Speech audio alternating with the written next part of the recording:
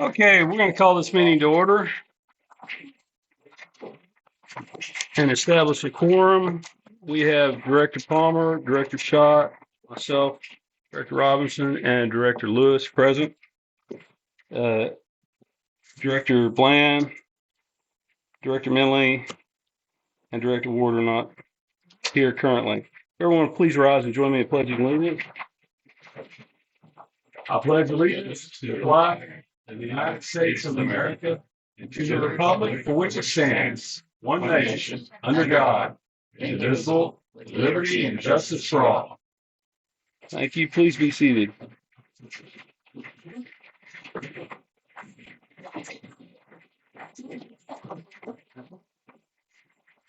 Okay. We have one signed up for public comment. Do we have anybody else signed up for public comment? Okay. Ms. Brown, you can do this now, or you can do it right before we take up the item if you'd rather wait at that point. I'll let you go either way. Okay, I can do it before the agenda item. Okay. Thank you. Whatever works best. So we'll just hold off on that public comment until we get down to number 9, and then we'll take that. Okay. Discussion, possible action, approval of the minutes. Let's see, I did not get our recording started. I really got to give that to somebody else. Discussion, possible action, approval of the minutes from January 27th, 2026 regular meeting. And I would entertain any motion. I'll make a motion we approve the minutes. And I'll second that. Now, if we have any discussion or corrections, we can address those. I read over these earlier. I didn't see anything jump out at me.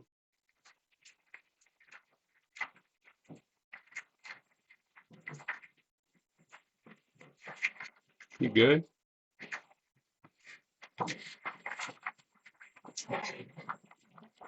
Nobody sees anything, we'll call it. All those in favor of approving the minutes, raise your right hand. All those opposed, same sign. Motion carries 4-0. Let's see, that was a motion. Let me get over here on the right page.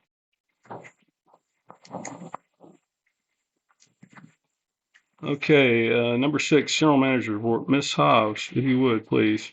Here. On the exempt use well applications, since the last board meeting, we've had, I believe, 2, maybe 3 come in.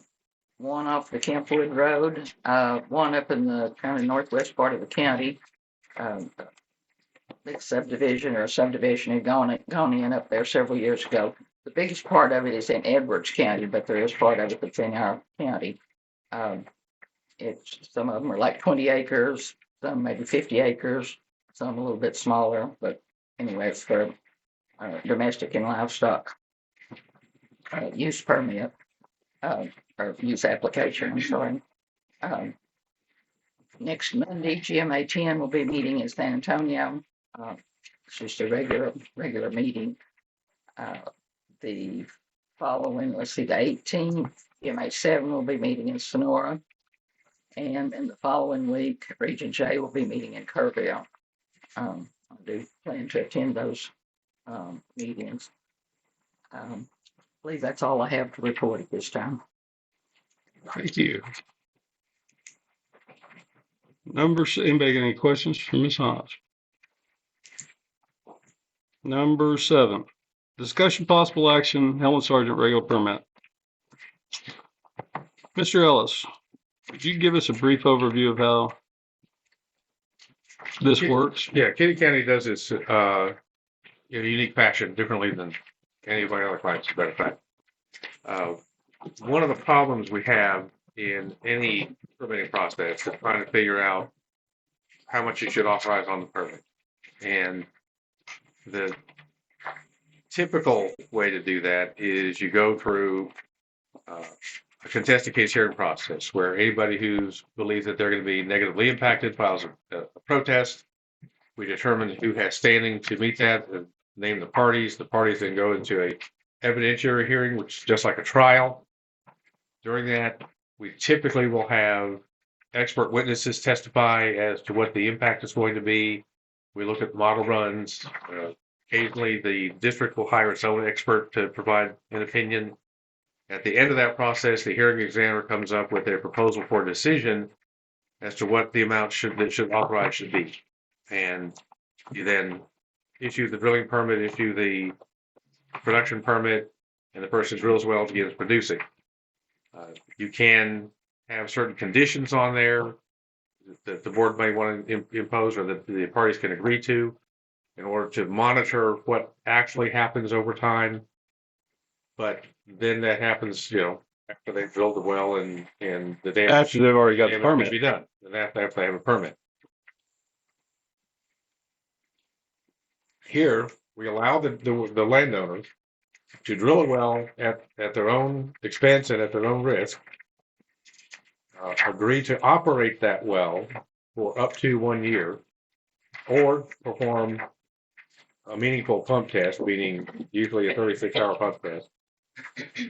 And we announced that the test well permit has been applied for, that's published, notice in the paper.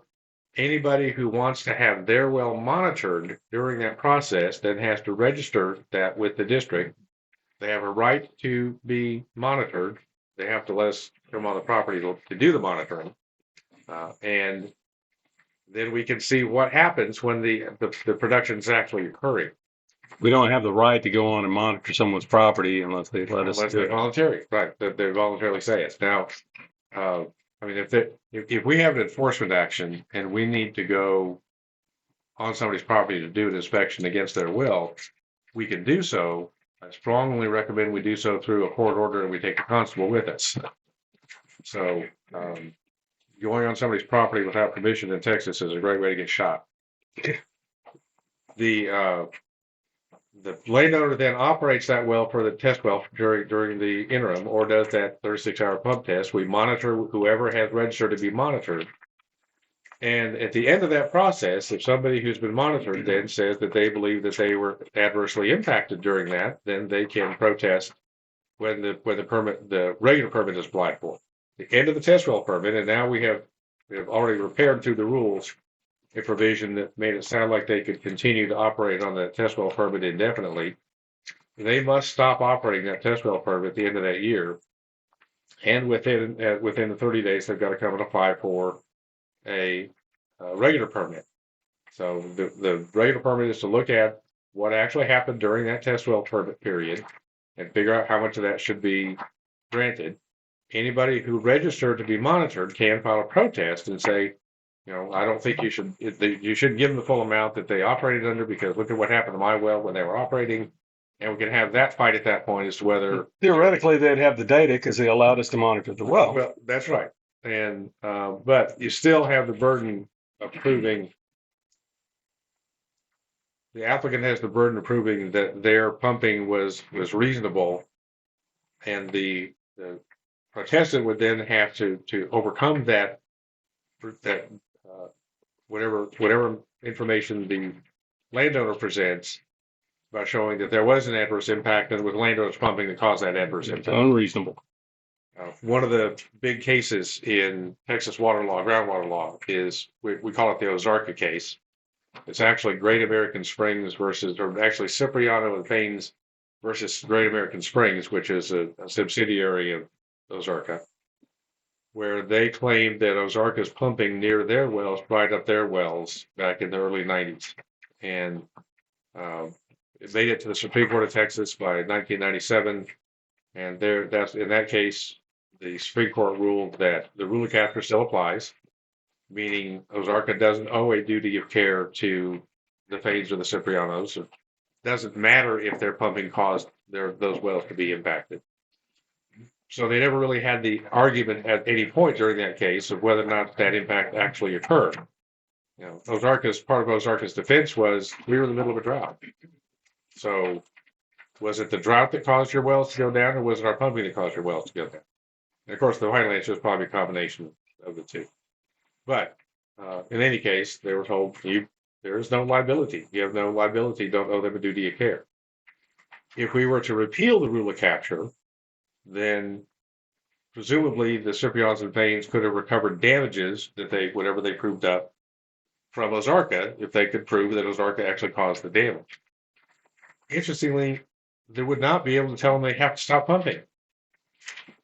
They just have to pay for the damages. You have to show you're entitled to whatever you've been damaged, but you're not entitled to tell them they can't pump the water.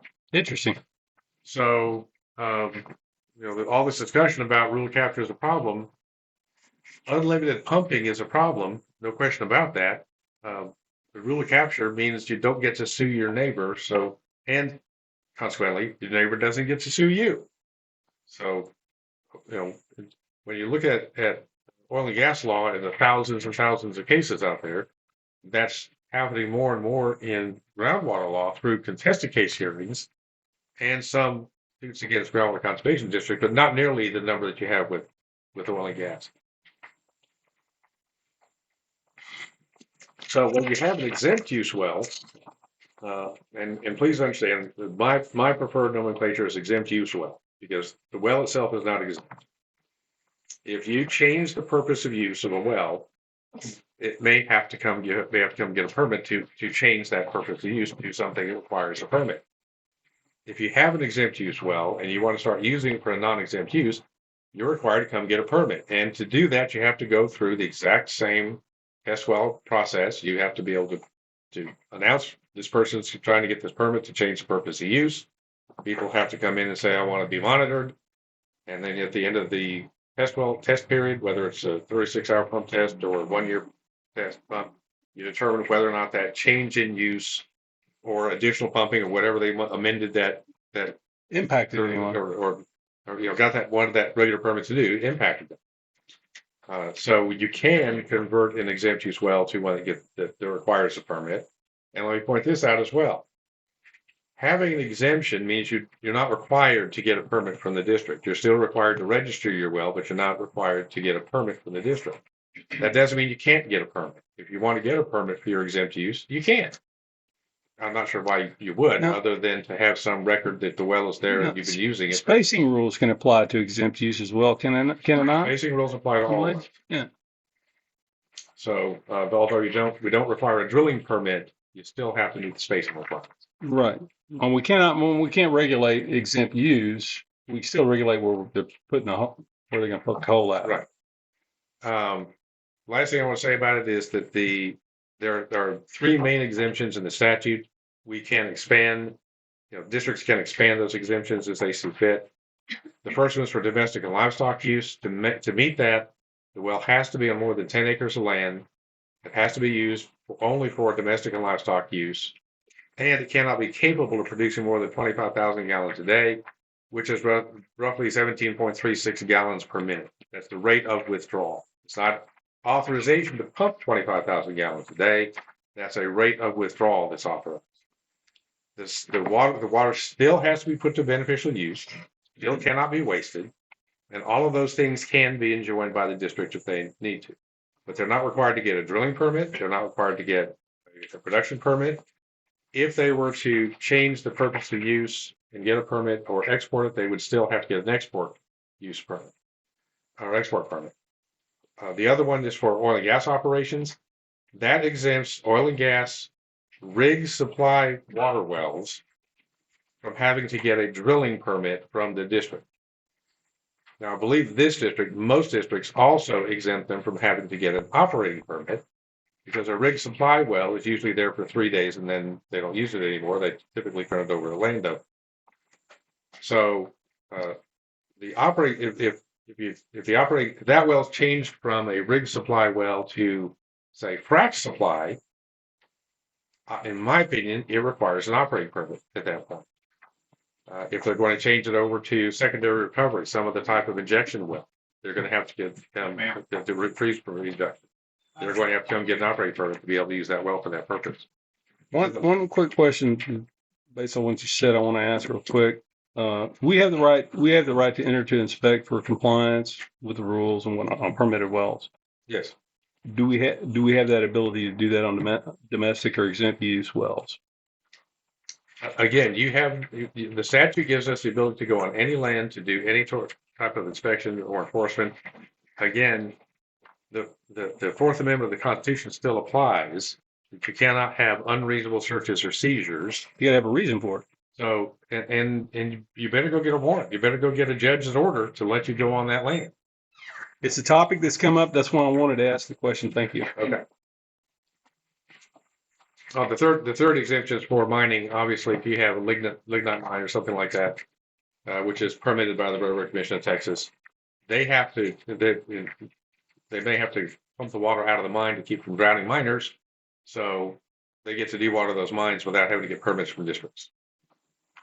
Now, whether that applies to quarries or not is an open question. I don't think it does. I'm glad we don't have any of that here. We don't have that out right now. Anyway. It's come up with other clients. Okay. So, has everybody reviewed this here? Maybe questions? Where is that document? Wes, I believe it's in your. you're looking at Should this be in your folder. right here. You're looking at this one. Okay. Be right there at the I front. got it. Yeah, On, I believe it's going to be number I got it. 7. Thank you. Yes, sir. Anyway, that's just a rundown of the dates Right. of. Basically, this is a summary. Greg, you may. I don't think anyone gave you one of these. The whole packet of information was sent to all the board members last week sometime. That was in our packet that we got, but I had them printed out, so we would have it here in a hard copy in case anybody wanted to look at it. Is Miss Sargent here? I don't know. Who Yes, she is. Yeah. Yes. Is that aye? Okay.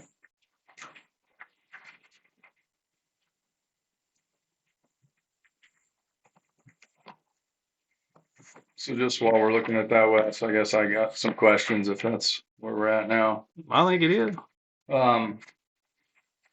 This is from some of the stuff, I guess, when we were looking, Randy, at your permit and the Smith's permit, but it's showing here the amounts that were pumped in the last 6 years, basically from 2019.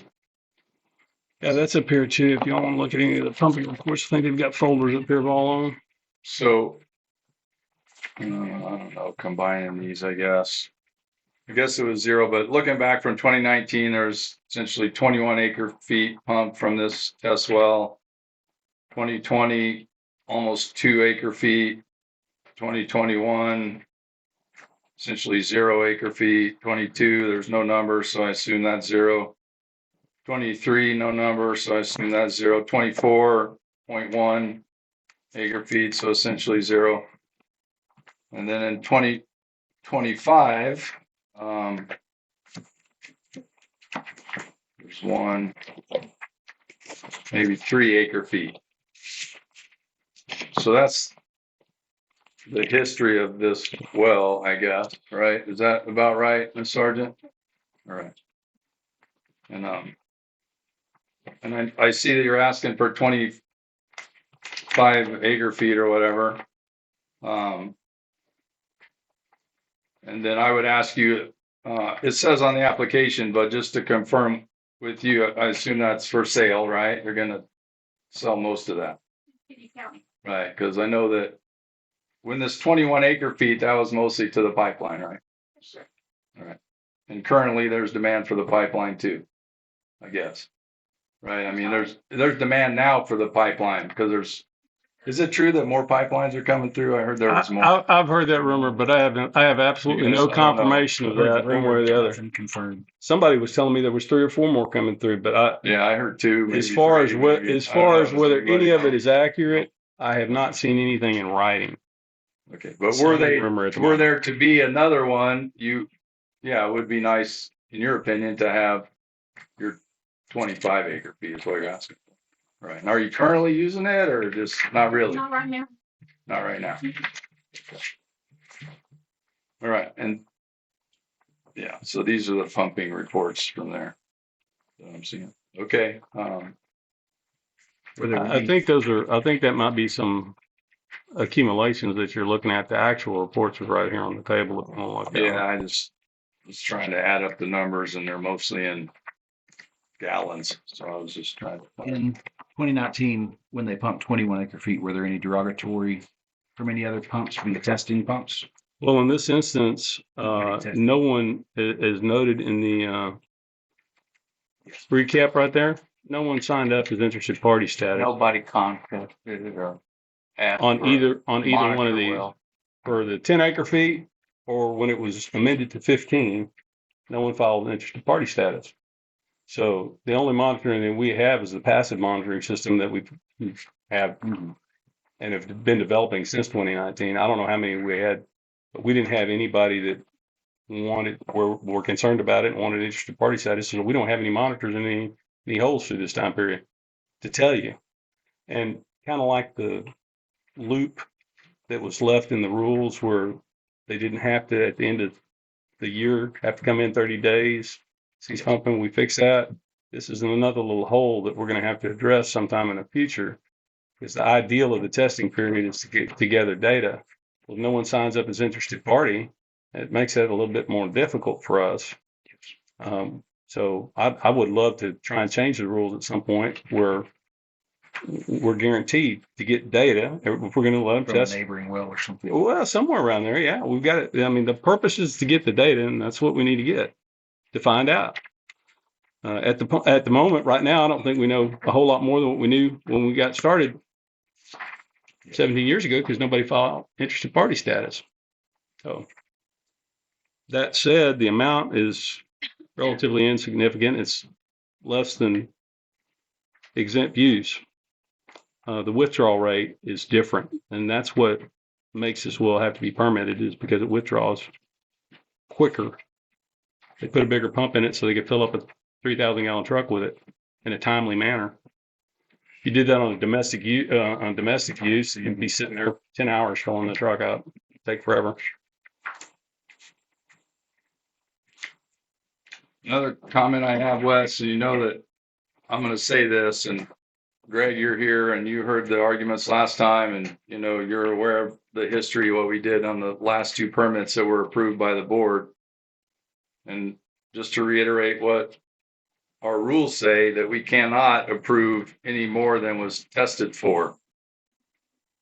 We could decide to do that, I guess, but isn't that right, Greg, that our rules state that we should not approve more than what is tested?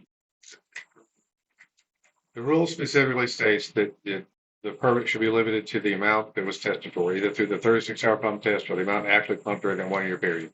All right. And the last year, what about 21 acre feet was pumped in 2019, but it's supposed to be a year essentially. So what year, should you use last year? On the rules in place at the time, it'd be because we didn't put a, But I mean, we didn't have a limit on how many years you could go into that test well. the intent of that would be last year. Well, I mean, the new rule. I think it would be, as long as you have pumping during a year and you can see what the impact is going to be from that pumping, then you know what that pumping is for that 1 year. Okay. I don't think you can put Under forth the- the argument that you limit her to the last year as far as what was tested. I think that's a little bit difficult. Under the Build new time. rules, you only have 1 year. So that's the only year that applies. And I think that was the intent under the original, is that you get that 1 year. But in this instance, where it's been operating for multiple years, I think as long as you have seen that amount of pumping, then you know what the impact of that amount of pumping is going to be. You've got the information that you need from that to be able to justify that size permit. What did you say the most pumped was? 21.21. 21, but that was, in 2019, and that's before the drought hit too.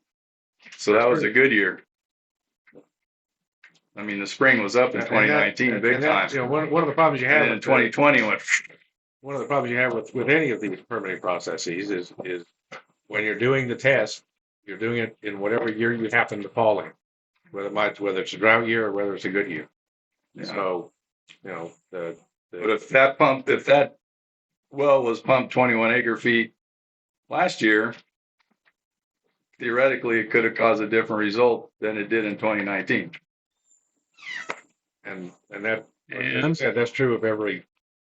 So that to me Every is a factor. But anyway, just highlighting that issue. anybody else got anything? I'd entertain any motion.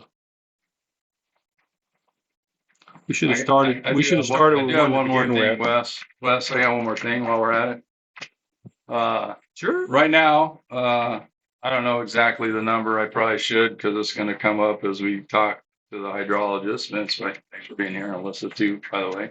We're permitted about 70,000 acre feet right now.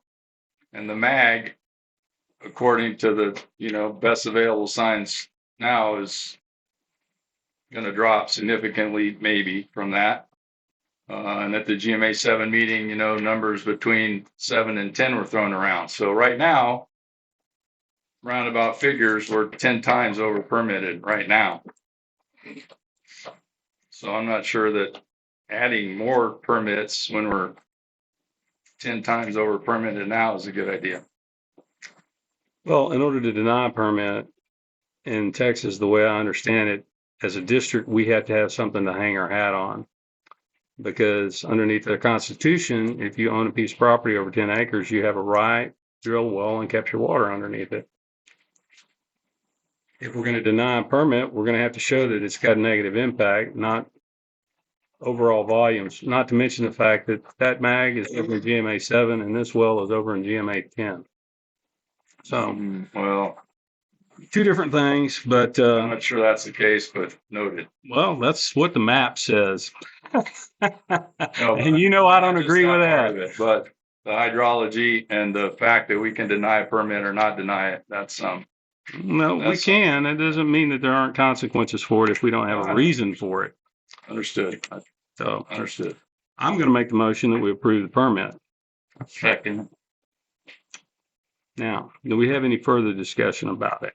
That's where we should have started to begin with.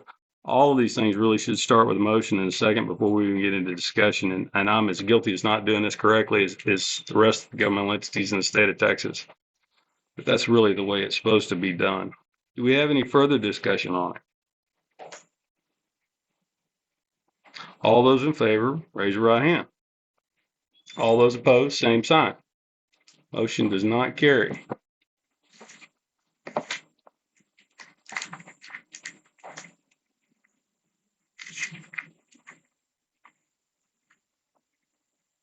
I'm gonna put agenda item 8 down one. We're gonna move 9 up. Mr. Claus, if you please. We're on 9. Would you like to let her vote? Would I comment first? Well, if you want to comment before he gives his presentation, you can, but if you would rather comment after you hear what he has to say, that's up to you. Okay, I'll be directly after him. Thank you.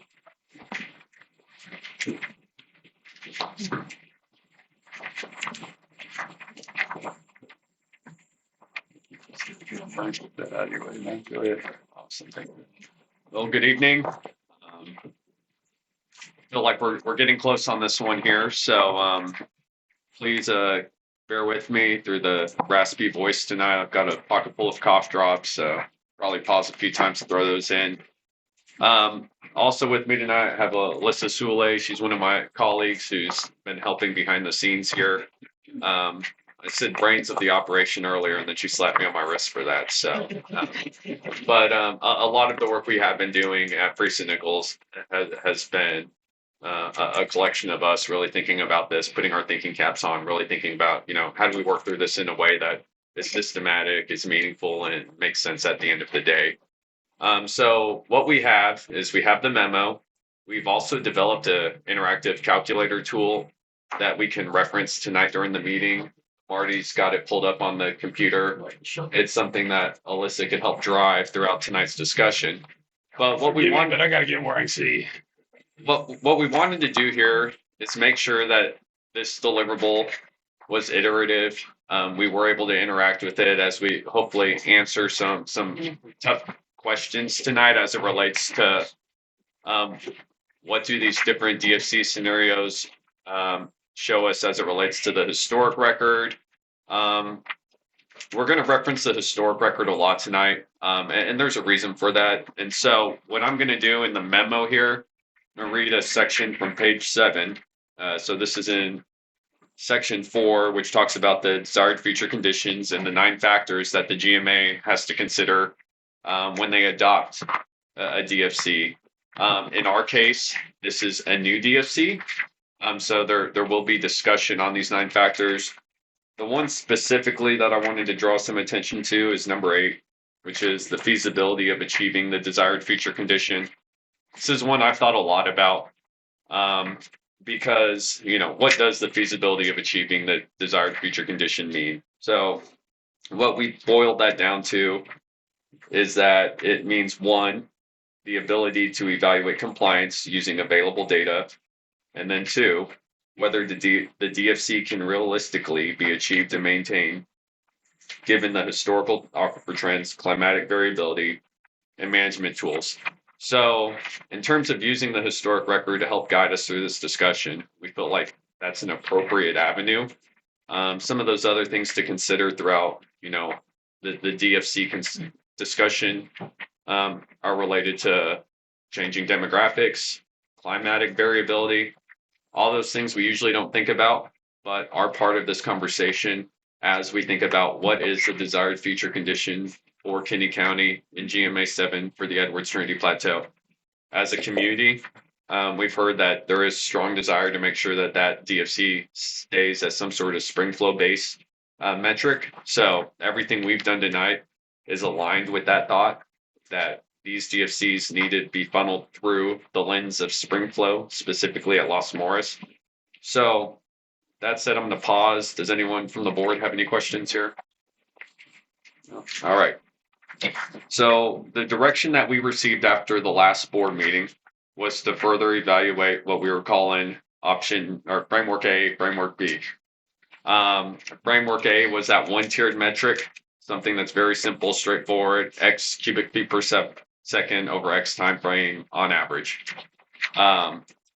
B was a little bit more complex, where we created a layered structure where we had a high CFS and a low CFS. The way we've developed the tool assumes that low CFS is triggered under drought conditions, but then alternatively, we've also modified it in a way to where we assume that low CFS is something that's always there in the background. So we can take a look at those two things together tonight. What I want to do is draw attention to page 2 here, specifically figure 1, which is a very simple yes, no.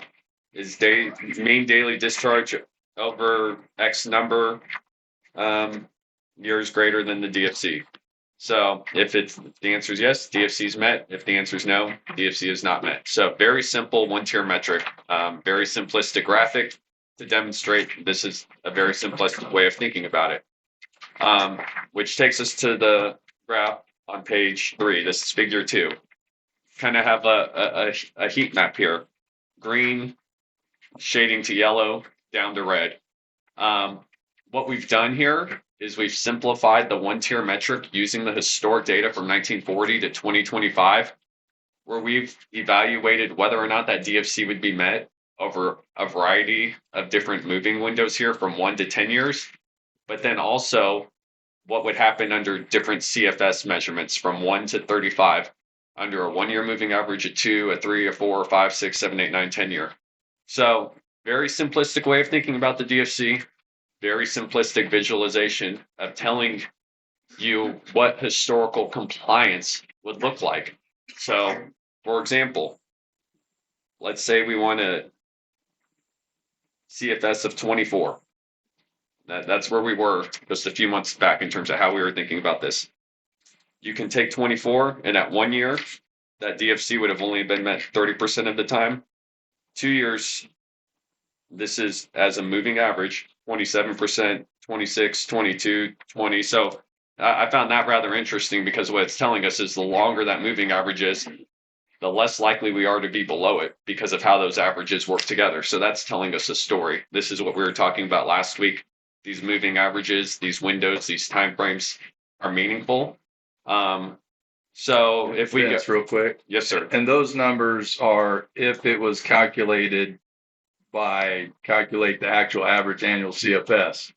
So the way it's calculated, basically, if we were looking at like a 2-year moving window, so let's say December 31st of this year, we look at the past 2 years of data, that daily mean discharge. Yeah. What's the average all that data within that 2-year window? Right, but that, not the way it used to be calculated. No, The way you it's just calculate it. What strictly- was the annual average Yeah. CFS? you calculate it the way you read it. Yeah, okay, thank you. And I, on the way up here, I asked Alyssa to interrupt me at any time. She felt like she could give a more coherent answer. So here we go. And we can get into this later too, maybe, Yes, sir. Vince, but,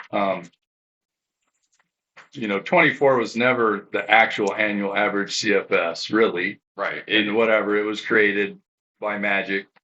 It's a statistical indicator. And then 22, if you look in the old Gunner Broom from the 80s or whatever, so many liters per second or whatever, Yep. anyway, about 22. Mm-hmm.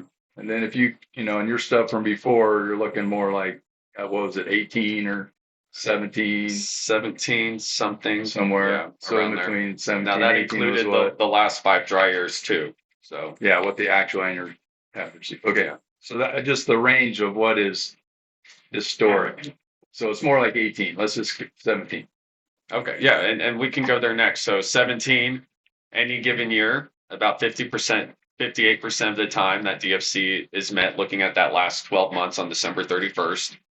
If you extend that to 24 months, it goes up to 66. If you extend it to 36, 75.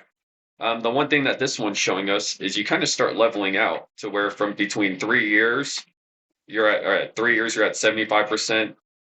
Up to 6 years, you only go up to 84%. So another way of thinking about that is between the years of 5 and 7%, that range is only 82 to 85%. Similar. So as we're really thinking about this and thinking about, historically, what has spring performance been like?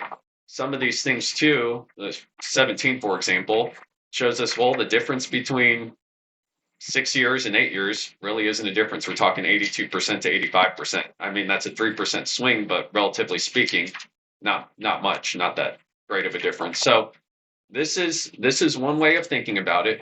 This is using historic data from 1940 to 2025. But going back to that call out I made at the beginning here, specifically DFC factor number 8 there, the feasibility of achieving the desired future condition. This helps us answer that question based on historically what has been achievable. Do I think we need to be at 100%? No. I think the historic record shows us 100%, doesn't give us a desirable number for this community. Yes, sir. I was just going to ask you if we were, when we get through with this, I want to give Ms. Brown an opportunity to talk to us before we get into a deep dive into what talking about too far into the numbers. So this graphic, it crunches a lot of data for us, but it hopefully synthesizes it in a way that's easily digestible. One way I've thought about this is, okay, if I was this board, how would I be looking at this? And it's like, okay, well, thinking about what I'm looking at on this graph, we've got a lot of percentages in terms of the percent of time that DFC was attained in the historic record. Personally, for me, what's the number that I think is reasonable and realistic for what we want this spring system to look like 50 years from now? Because that's really what we're talking about with the desired future condition. It's not what we want the spring to look like tomorrow, not a week from now. It's what we want this to look like 50 years from now in terms of this planning exercise that we're embarking on here. So, what is a number that, is reasonable?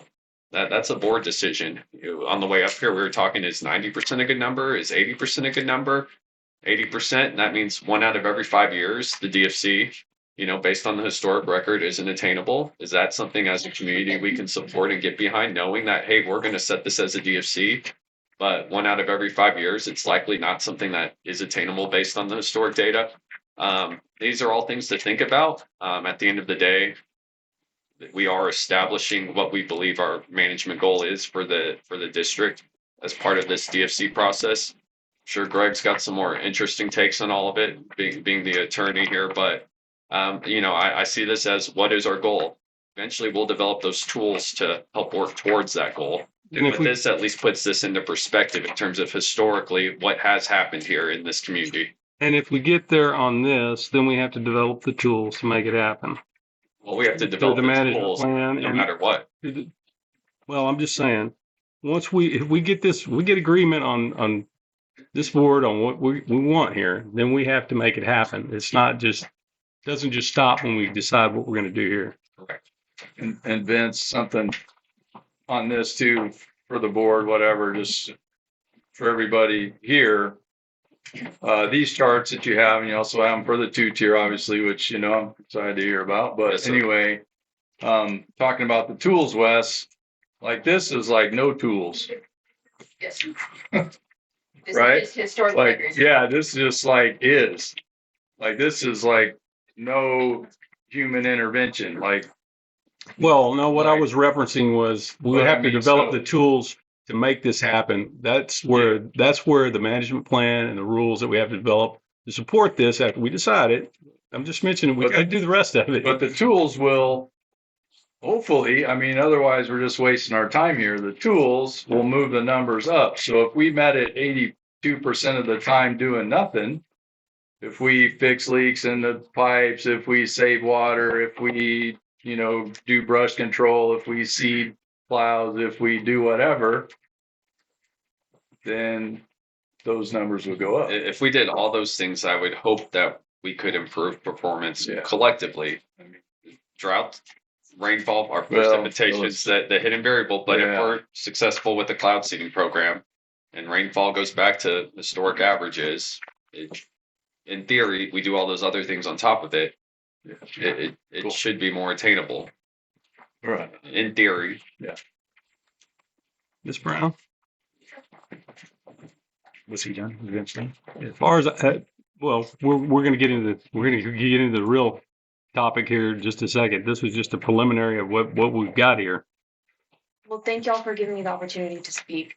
I want to begin by thanking the directors who voted back in January to keep a DFC in the first place. You've given us a great opportunity now to update the DFC and tailor it to the goals of the district and this community. And it was the citizens of this community who voted this groundwater district into existence and who continue to keep the district functioning through their taxes and democratic involvement. And all of us, except for a few, and all of you, except for one, are also members of this community. We're all citizens of this community. And I ask that we remember that none of us would be part of this community if not for Las Moras Springs. There would be no community at all. The springs are the reason Indigenous people first settled here before Kinney County ever even existed. These people protected the spring for hundreds of years, and their descendants continue to fight for the protection of the springs today. Just think about all the generations of people since then from all walks of life who have managed to keep the spring flowing for hundreds more years. Our population today is only a small fraction of what it was in Brackenville's heyday, and we've suffered many severe droughts throughout history, but despite these odds, the community always found a way to keep the springs flowing. They understood that without water, there can be no community. Our GMA7 DFC for many years has been centered on minimum spring flow, like many other districts, since springs are nature's way of revealing the health of an aquifer. Of the options that will be presented tonight, I express my support for the 2-tiered option, where the district can set 2 different spring flow thresholds, one for the good times and one for the dry times, and evaluate the drought DFC on a monthly basis. This would enable the district to sustainably manage our aquifer through the many seasons of drought that lay ahead of us, unfortunately. It will allow directors to be responsive and proactive and manage our water budget like you would your own bank account. When you got less coming in, you take less out. I ask the board members to support a 2-tier method, to evaluate the DFC monthly in dry times, and to consider spring flow thresholds which will maintain at least a trickle out of Las Moras Springs all year round.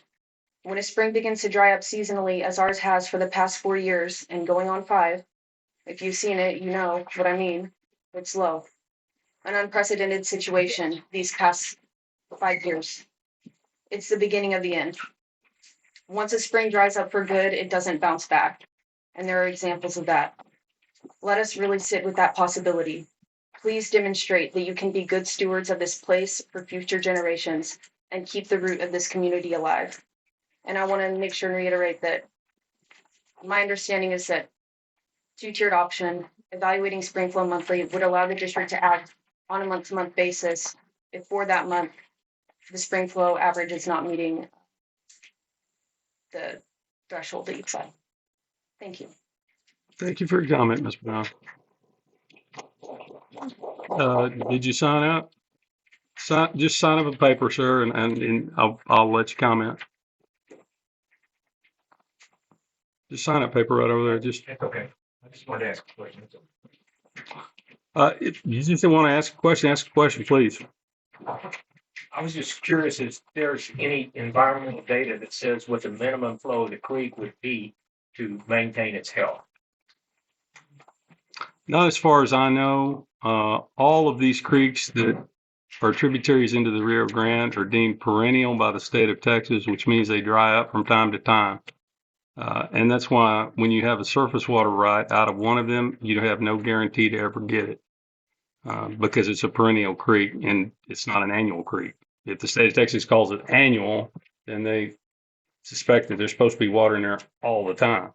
When they call them perennial, they expect them to go dry from time to time. That's all I know. I don't know if there's any minimum spring flow. I don't know if there's an answer to that. Wes, can I ask a question? Yes, sir.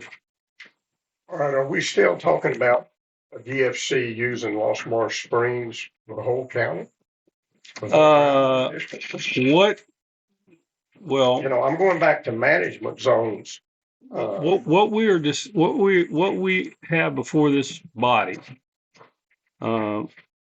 was we were trying to make a determination on what to do about GMA 7, which is the Edwards Trinity GMA. And a whole bunch of concern has been raised about the mag in that GMA. And what this body actually did was it did away with its former DFC to go to this one. They both happen to be based on the same spring, and they both happen to be based on spring flow, and they both will create a mag in GMA 7. And that's what's before us. We're talking about keeping a DFC for GMA 7 that is based on spring flow from Lost Moras. That is my understanding. Can you answer that? I think Wes answered it well. This is very specifically focused on GMA 7 or the Groundwater Management Area 7, which is pretty much the western half of the county.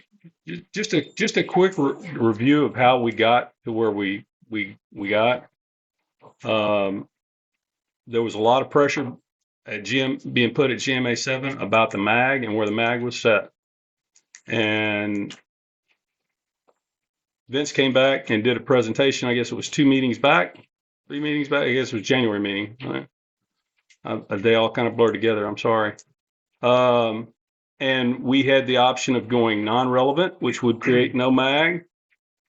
And that's, nobody liked that. Nobody wanted no mag in GMA 7. They didn't want to go non-relevant. And this was the option. This was what I refer to as the Hail Mary, was to try and reach an agreement of a metric that used that spring flow to create a mag in GMA 7.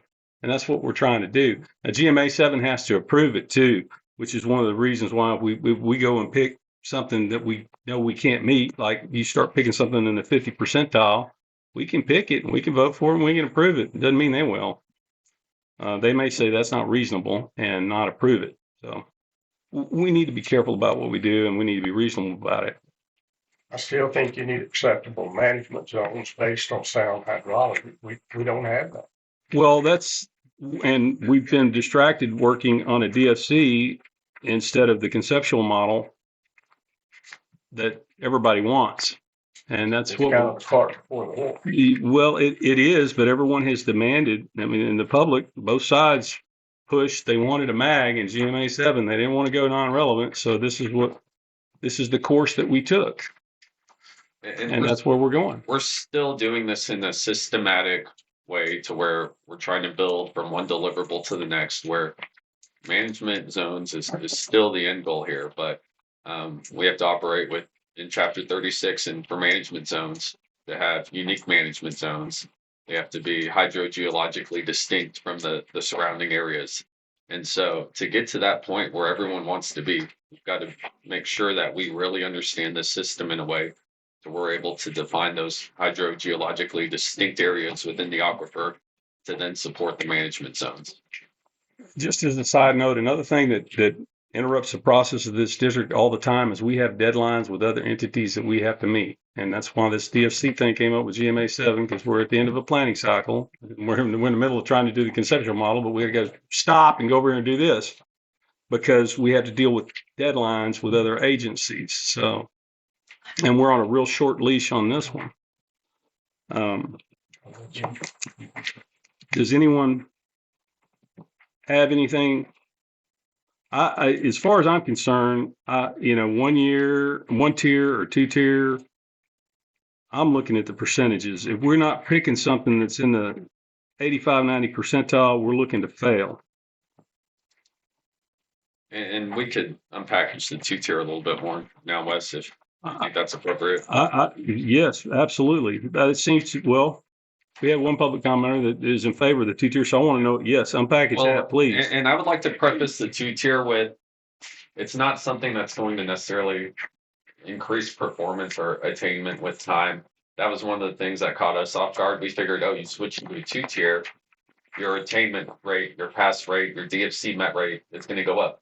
That's not the case. But what it does is it gives us, as you called out, a low trigger that can be an action item for us. So that's where through conversations with Alyssa and some of our other staff, where we're like, you know what? At first, when we were looking at the numbers, we were like, why would anyone want to go 2-tier? But then we really started to unpackage it, and then we realized, well, 2-tier, maybe the success rate isn't any higher based on whatever combinations that we collectively agree are reasonable. But it gives you an action item there in terms of when you are approaching that low level.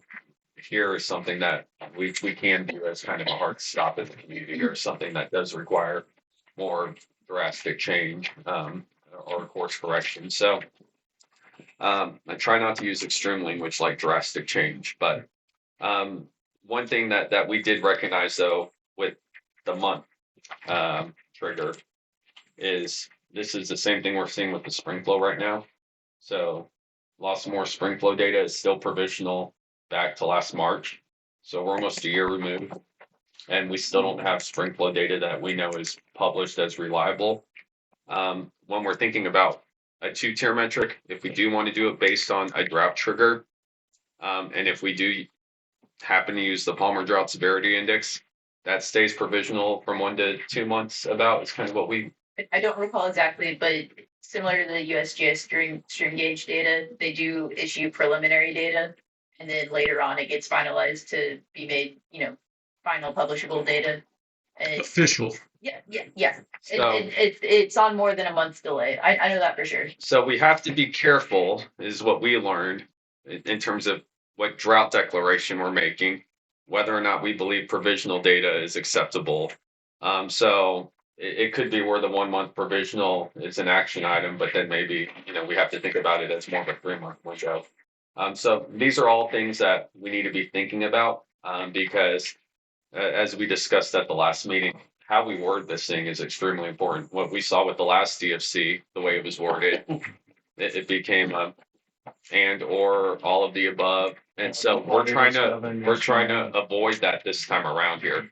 So a couple things on that, Jim, whatever, we'll launch into, don't put you on the spot right now, but we've talked in prior meetings, and well, to start with, I guess, Vince, tonight, the goal is to pick framework 1 or 2, or A or B, or do you want to put some numbers in one of these frameworks tonight, or what's your goal for tonight? So we're up against it on time. It would be great if we could if the board could pick and agree on some. So what if we picked a framework tonight, and then you ran the numbers on one of those frameworks with different numbers?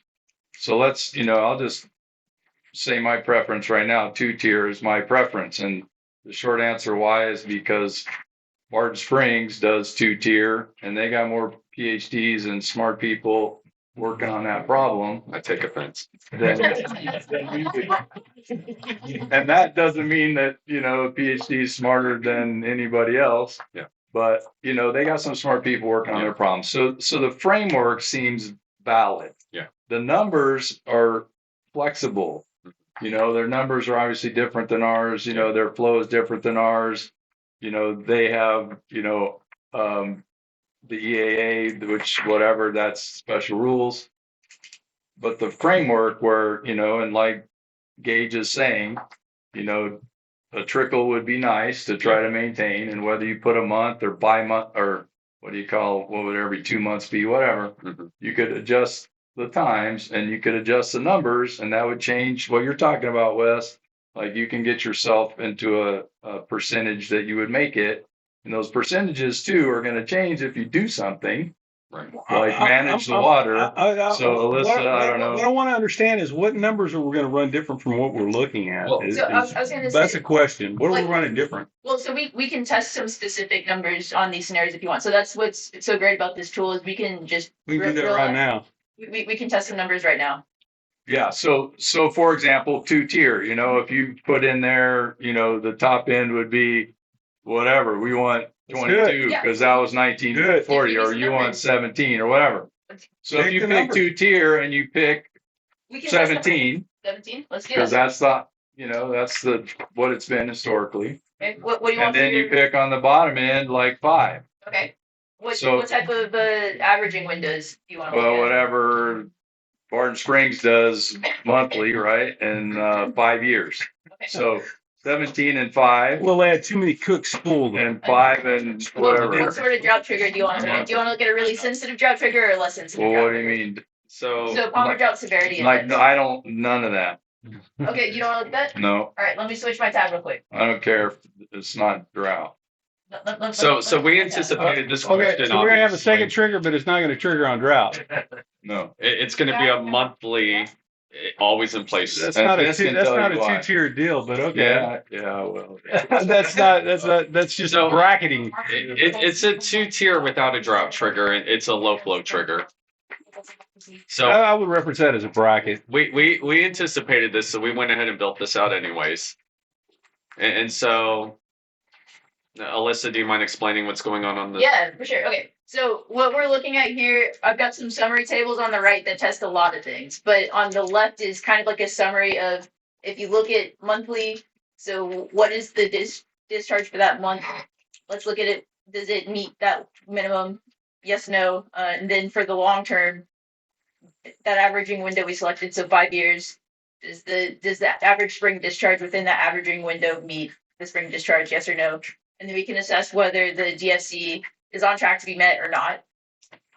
And so as we scroll, so that's this column right here. And you see there's some NAs because we're looking at a 5-year averaging window for the the normal conditions. So it needs to have 5 years of data to look back at, right? So if we scroll down, we'll start. Okay, so we'll start seeing whether or not the DFC was met. And so for some of this really old historical data, we don't have monthly data available. So that's why you'll also see some NAs. You'll start seeing more complete records once we get a little further down. And so you can scroll through this really old data where we have some incomplete records, but then once we start getting closer to like 2003, we have more complete time period. And we'll soon start seeing some DFCs that are not met. So you see these guys here, for example, like in this time frame under this DFC statement, it was not on target to be met for that month. So Right? 2012, which was the heat of the 2011 Yeah. drought still. And then overall, what we're looking at here, so if we look at all of the data that's available that has a complete record, 89% of the years that DFC is met. And that's with a short-term averaging window, though, of 12 months or 1 year, though. Correct?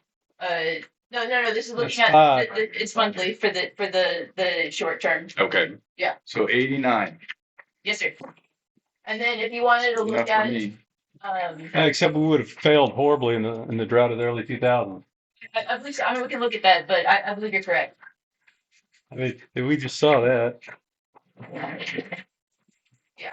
So you start seeing we're getting a lot more like DSC is not on target to be met when we hit these really hard drought years. So And that's the problem with putting a cap on the interim, because what you're trying to say is we're going to make it flow 5 CFS every month, no matter what, when we know that we have no flow events in the past. So you're going to miss that end of it. You're guaranteed when you do it that way.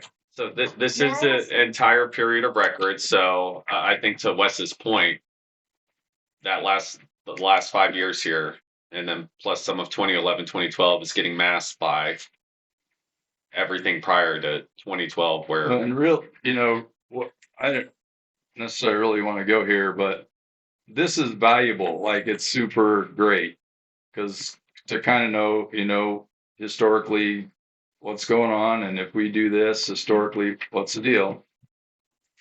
But you like to say this, Jim, too. This place is complicated. You like to say this too. It's complicated.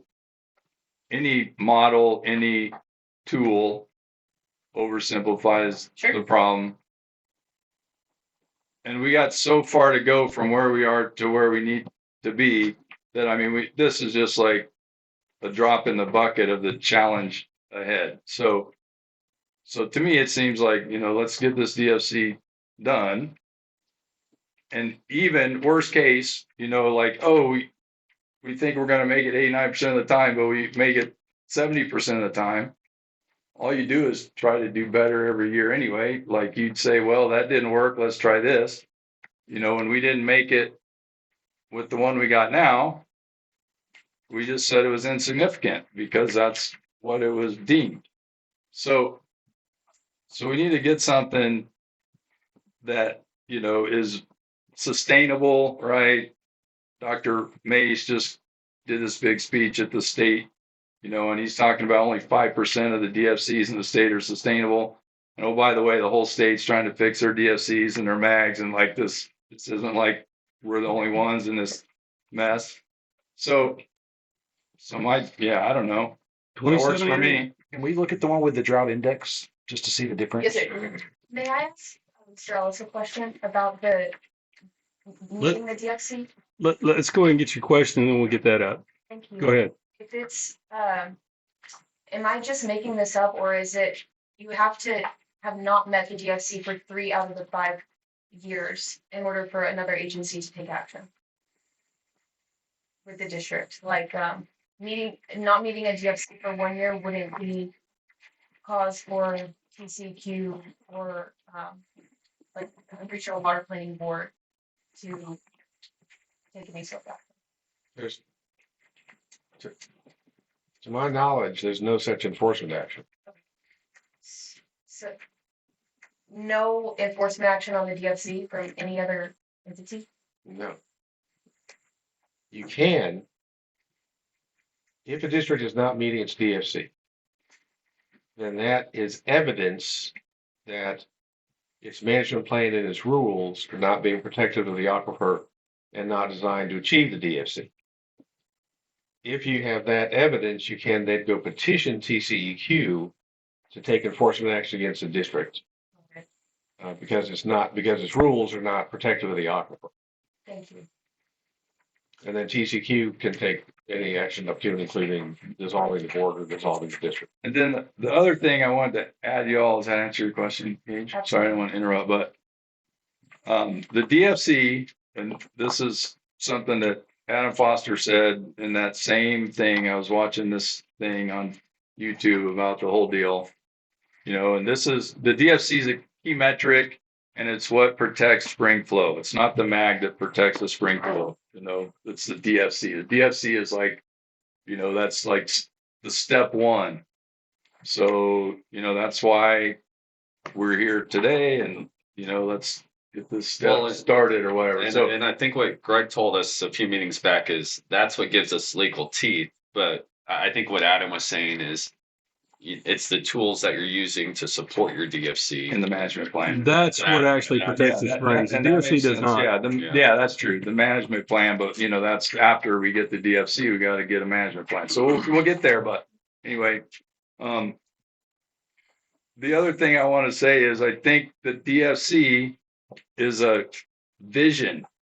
Like it's, and it's nice to know how much we might make our vision, because you want to set a realistic vision, but in the end of the day, it's a dream.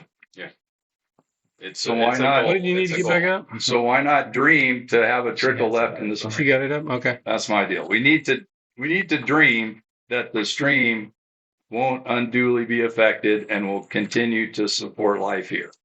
That's, that needs to be included. So, In the Alyssa, do you mind demonstrating this with the -1 drought trigger and then switching to the Yeah. So, -4? So Mr. Lewis, this is the 2-tier with the drought trigger. And so before I show y'all and tweak some things, one way to think about the drought trigger. So if you recall from last time Vince was out here, he prepared that really long memo. One of the metrics in there was how often Kinney County is experiencing drought-like conditions, right? So on median, if you look at the Palmer Drought Severity Index record over time, more often than not, y'all are experiencing drought records. So if we had a drought trigger set to -1, that's going to be very sensitive. You're going to, toggle between, in this memo, there's a decision tree. yes. So you'll be toggling between your drought DSC and your normal DSC a lot more often than if you set the drought trigger to be, you have to trigger it only under deeper drought, like with a -4. So we have a high CFS of 17, low CFS 5, the normal conditions averaging window of 5, drought averaging window of 1 month, and then so I'll set this drought trigger to -1, which is going to be that more sensitive drought trigger. And so under these variables, 80% of the year, 69% of the years, it took a second update, 69% of the years, this DSC statement would have been met. So then we can scroll through and you can see so here's the this is not a drought, but the long-term DSC was not met, so that's why the DSC is showing as not met. But then once we start hitting some more of the drought record. So the way this is set up, I mean, we would literally trigger this off. 1 month we get a Palmer Drought Index says you're in drought. Boom, it triggers it right then and there. Yeah, Yeah. and so that's why setting your drought trigger could be important, because if you have it set too sensitive, you might be toggling between the Well, two it's not the trigger that bothers me near as much as the drought averaging window, because how do you in a month you can be drought and it can be green the next one and rocking right on. And then you're switching. You're trying to determine whether you're in a drought over a 1 month average. That's a And then little you're rough. having to switch from your high to your low, your high to your That's low. a little And that's a so little that unreasonable, in my opinion.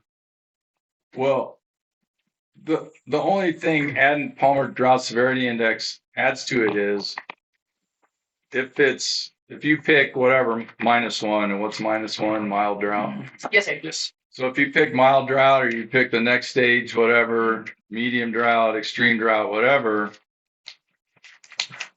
I don't see why that's necessarily relevant to the low end trigger. If you have less than I don't think I can 5 answer or that. 4 or 3, what difference does it matter if you're in drought or not? Because around here, and I'm just showing you this right now, Ben, if it rained that one time back in July and the water was cranking, 30 CFS or 40 or whatever it was, and we were in D3 drought the whole time. So to me, you don't need to get in your car and look at your dashboard and look at your electronic dashboard and says your tire's flat. If your tire's flat, you just need to go over there and see if there's a trickle or not. And if there's a trickle, you need to do something. If it's not a trickle, if it's 3 CFS and it's extreme drought, then grow hay, baby, let's go. But it was dry the day before, right? Yeah, but Completely. if you're if you're flowing, Excuse me, gentlemen. then Could I have the then floor you're for good. just a You second? know what I mean? If you're flowing, Excuse you're me. good. Excuse me. I'd We're like the talking. floor for just a minute. Well, you can take it. It's That's what I'm doing. turned over. Well, I don't Thank have to you. lead it to you. Wes, time out. No, We're talking about something. I don't need to give you the floor. I'm answering You your can question, take the floor if I Director. give it to you. I'm talking. Director, I'm answering your question. Don't You interrupt want to me. know? Yeah, I will if I have to. because you're just rambling on and on and It's on. not rambling. Yes, This is you are. important stuff, Wes. Go ahead if you got an answer. Yes, I do. If you'll shut up for a minute, I'll give it to you. Matter of opinion. Now, the reason that you have that Mine trigger matter. on a 2-tier, gentlemen, I'm trying to answer the question. The reason that you have that is because you don't ever have the other one in effect. You're only sitting here at 17 CFS or whatever you set the top one at. If you're not in drought, that's what you want it to be at. You don't have a bottom end because you're looking for 17. If you're in a drought, then you're lowering it and saying, in a drought, we don't expect it to flow so much. That's the reason to have the drought trigger on it. If you do it without the drought trigger, then you're saying, we want it to flow 4 CFS or 5 CFS no matter what. And we know it can't do that. Drought trigger doesn't have to be. No, you know that it can if you. We know that it if you can't. We got the manage it historical properly. data that shows that. Okay. All right. Well, you're Because entitled to that what opinion. could happen, Wes, is if Kyle Bass comes along and we got, similar issues here, not to mention names, but, we got big permits here. We're way over permitted here. And if those permits are acted on and 70,000 acre feet is exported to whoever wants to buy it, and if a buyer's found, it doesn't matter if, lot of ifs. what the rain is or whatever. If you overmine the aquifer and the spring flow goes below 5 and it's not in drought, you need to do something about that. And if So nobody you don't need pumps to be any in water, drought to trigger the low if end. nobody pumps any water and it doesn't rain, the spring's not going to flow. It doesn't matter. No, but that if you regard. do pump and you over But wouldn't it be use better the to have aquifer, both? I would think to have Do the what? drought. Wouldn't it be better to have the 2-tier, the drought and the spring flow metric versus just a spring flow metric? Why would we not want the spring flow and the drought metrics to look at? I think Well, I think the drought metric. I I think see the drought what you're saying. metric I is see what you're saying, recognizing but the why would we fact that not it gets want both dry of here from time to time. Why would we Well, not want I a understand that, drought Wes. slope? I don't think the drought status is necessary because it's repetitive. I think the target is, regardless of the reason, if it's drought, right, you don't want less than whatever, 5. So we need that on there to look. But But even if you pump 70,000, you don't want the flow to be 5. Like you don't want the flow to be 5 regardless. So if we're not in a drought and we're at 5 spring flow, then something's definitely wrong. Yeah. And that's a good metric. But to if look you at. weren't in a drought, that trigger wouldn't trigger. Like if Why you're, would it not if- trigger if because we're below if yeah, it you- would because we're below 17 and we're not in a drought, because and we if were we're looking below for the- 17. If we're Yeah, below the but you'd be looking for- second, That's why you have a different metric when you're there's in dry different. If we're systems. below the 17, then that kicks the metric off. That tells us It's- we're not it- hitting our it- point. Yeah, we're already missing it because we're not in drought. That's We're below fine. 17. Yeah, that's fine. I mean, it doesn't make that huge a difference. I just don't think it's Can I necessary. ask a clarifying question? It makes a huge difference because one, you're I think we need recognizing the both. I'd rather fact have that it's all going of to flow them. less during a drought. And if you do it the other way, you're saying we're going to make it flow this way. We don't care if it's in a drought. Let me ask this, and Ben, maybe you can help us out here, but why is there a drought index on the low end and not a drought index on the high end? Like if it's less than -1, we're in the low end, and if we're greater than -1, we're in the high end. So kind of the way to think about it, the Palmer Drought Severity Index, the way you assess the DFC under the 2-tier with the drought trigger, what you think about it, like here's your decision toggle, right? And so the decision toggle is controlled by, are we in drought or not, defined by whatever drought trigger. If you're not in drought, you use the higher CFS as your floor, more or less. You don't want to see spring discharge go below your high CFS target, your normal condition CFS target. If Okay. you are in drought, the decision toggle goes Yeah, I to got your you. drought DFC. So Okay. if you're in drought, you allow to have a lower discharge target, so a lower floor. Well, you don't need to put the toggle on the top part. You just put the toggle on the bottom part. Just the It's- -1 when it's the low You have end. to have something to trigger the second tier. Yeah, just Well, both. And this is for y'all to decide. Do you want to have something external that tells you we're operating with our normal conditions, higher floor CFS? Yeah, we probably don't need to. It's fine. well, and we like the drought trigger because On it the low aligns with a drought management strategy down the road. Okay. And now I understand David's concern here because he showed me the graphs. Yeah. His concern is we had 30 CFS in the spring, yet we were still in drought. So I think the concern is someone then uses that to game the system. where the county's still in drought because we've been in prolonged persistent drought for the last 18 months. Yes. And that's getting rolled into the Palmer Drought Severity Index, which is a moving But it's just like that. It's not on that month schedule is where that kind of kicks that off. If we could change that month schedule to a little bit longer, right. Would that kind of that helps resolve it. And so we were looking at this a lot over 12 months. So let's assess our DFC at the end of the calendar year. And when you look at it with 12 months. Yeah, so what we can kind of look at here, the same way we had the one tier with the, one axis had one variable, the other axis had another variable. I'll blow up this chart here in a second, but so this bottom table I have here, this is looking at the same high normal conditions, CFS, drought conditions, CFS, but let's look at different averaging windows. Like what happens when we look at these different averaging windows?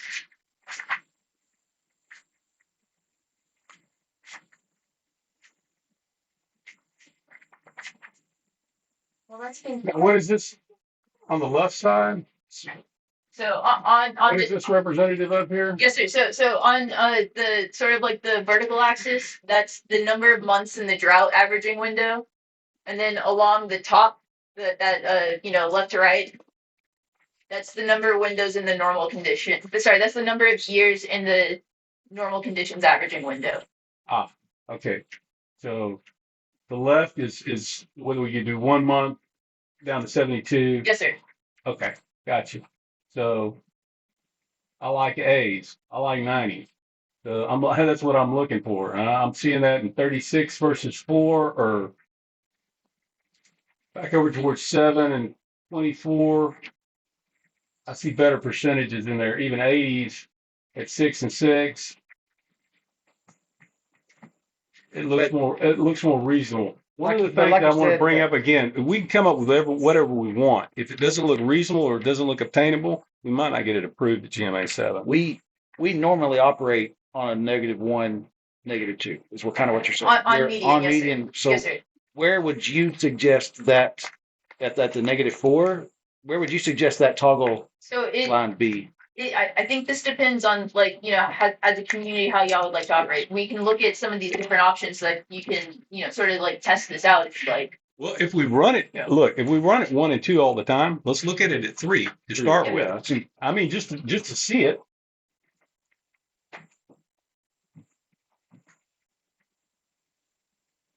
All right, now that was a 3-year period. That wasn't a 3-month period, I don't think. No, She changed the. I changed, so this is the -3, and when we I got you. yeah, and then when we look at this table, so even though like I had This one's adjusted. I Yes, gotcha. Yeah. That helped. Now, could we extend that 1 month window? I like Or is that what that is? That's yeah, your month window right here. Right here, Mr. Lewis. So this is if we start looking across this row.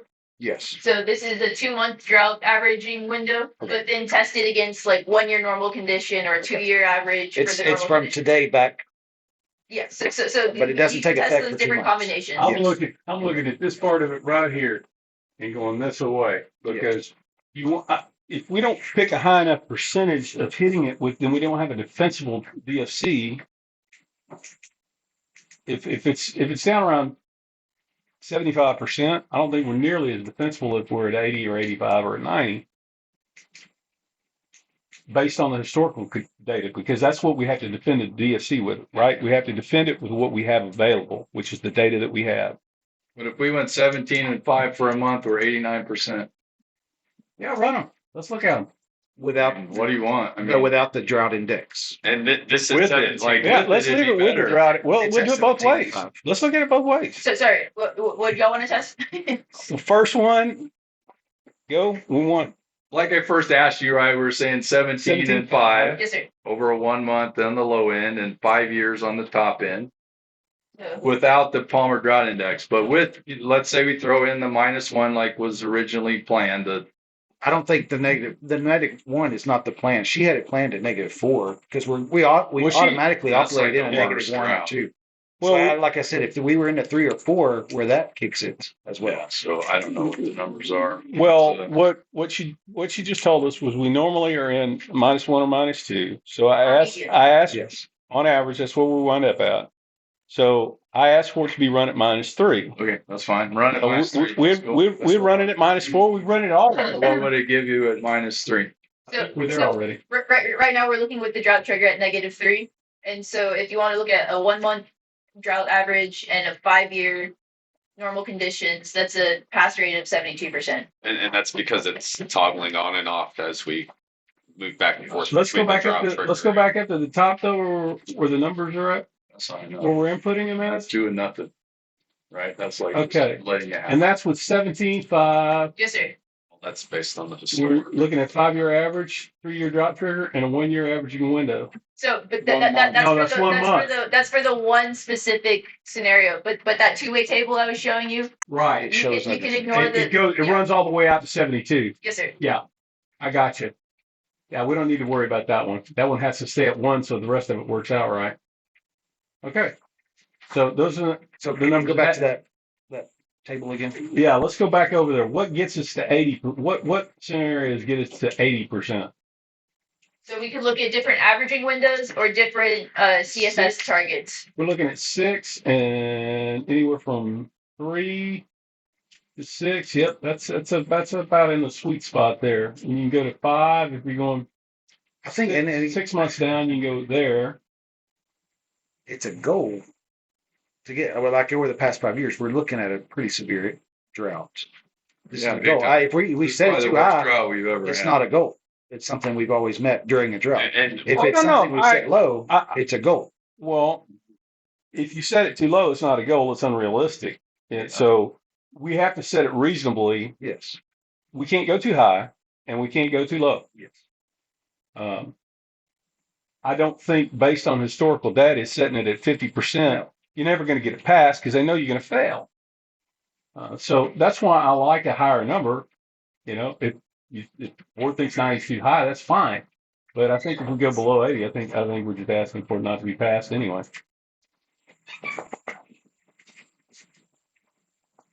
And as far as the metric, to me, as long as we're up there in So an 80 right now we're percentile, at 72%. So No, we want to, sorry, the 72%, that's just an Excel thing to make the two-way Okay. table work. So ignore the number in the corner, please. Okay. yeah, that one didn't. So- No, where we're at is depending on where you're at on the graph. Yeah, you If you're at six- intersect the row and the column. If you're at 6 months on your drought average and you're at a 5-year running average, then you're at 80%. So as far as I'm concerned, anywhere that gets us an 80%, whether we're running this way or we're running down this way, is okay because that's reasonable. and We're saying we may miss it. We may get into drought Yeah. conditions 1 every 5 years, and that would key the second one. What are the thresholds we're looking at? 17 and 5. Thank you, still, okay. could we change it to those two numbers to see? Or, I mean, I guess it doesn't really change anything on that other graph. Well, we can look at the historical data if you'd like. With those numbers to try to hit that 80%? So 5 years and 12, 6 months. Yes.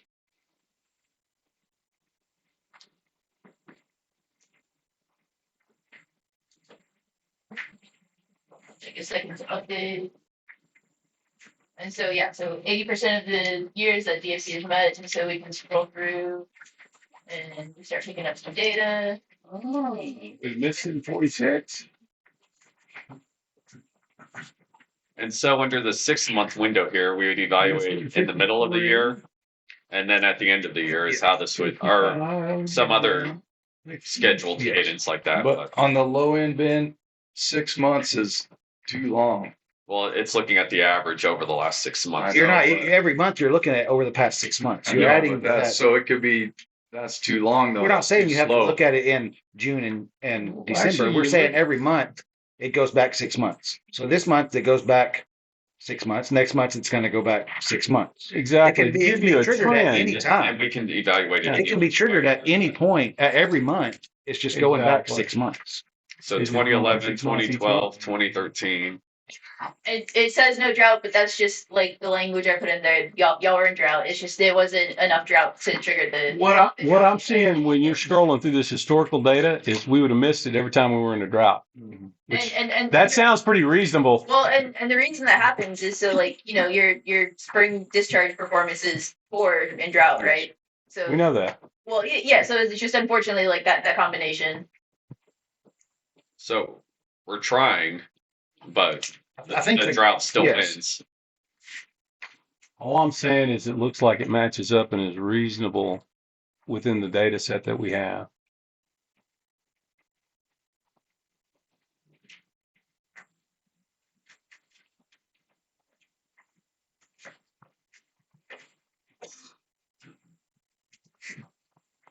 I was asked what my goal was before this meeting with the DFC. My goal is to get us across the finish line and get something passed.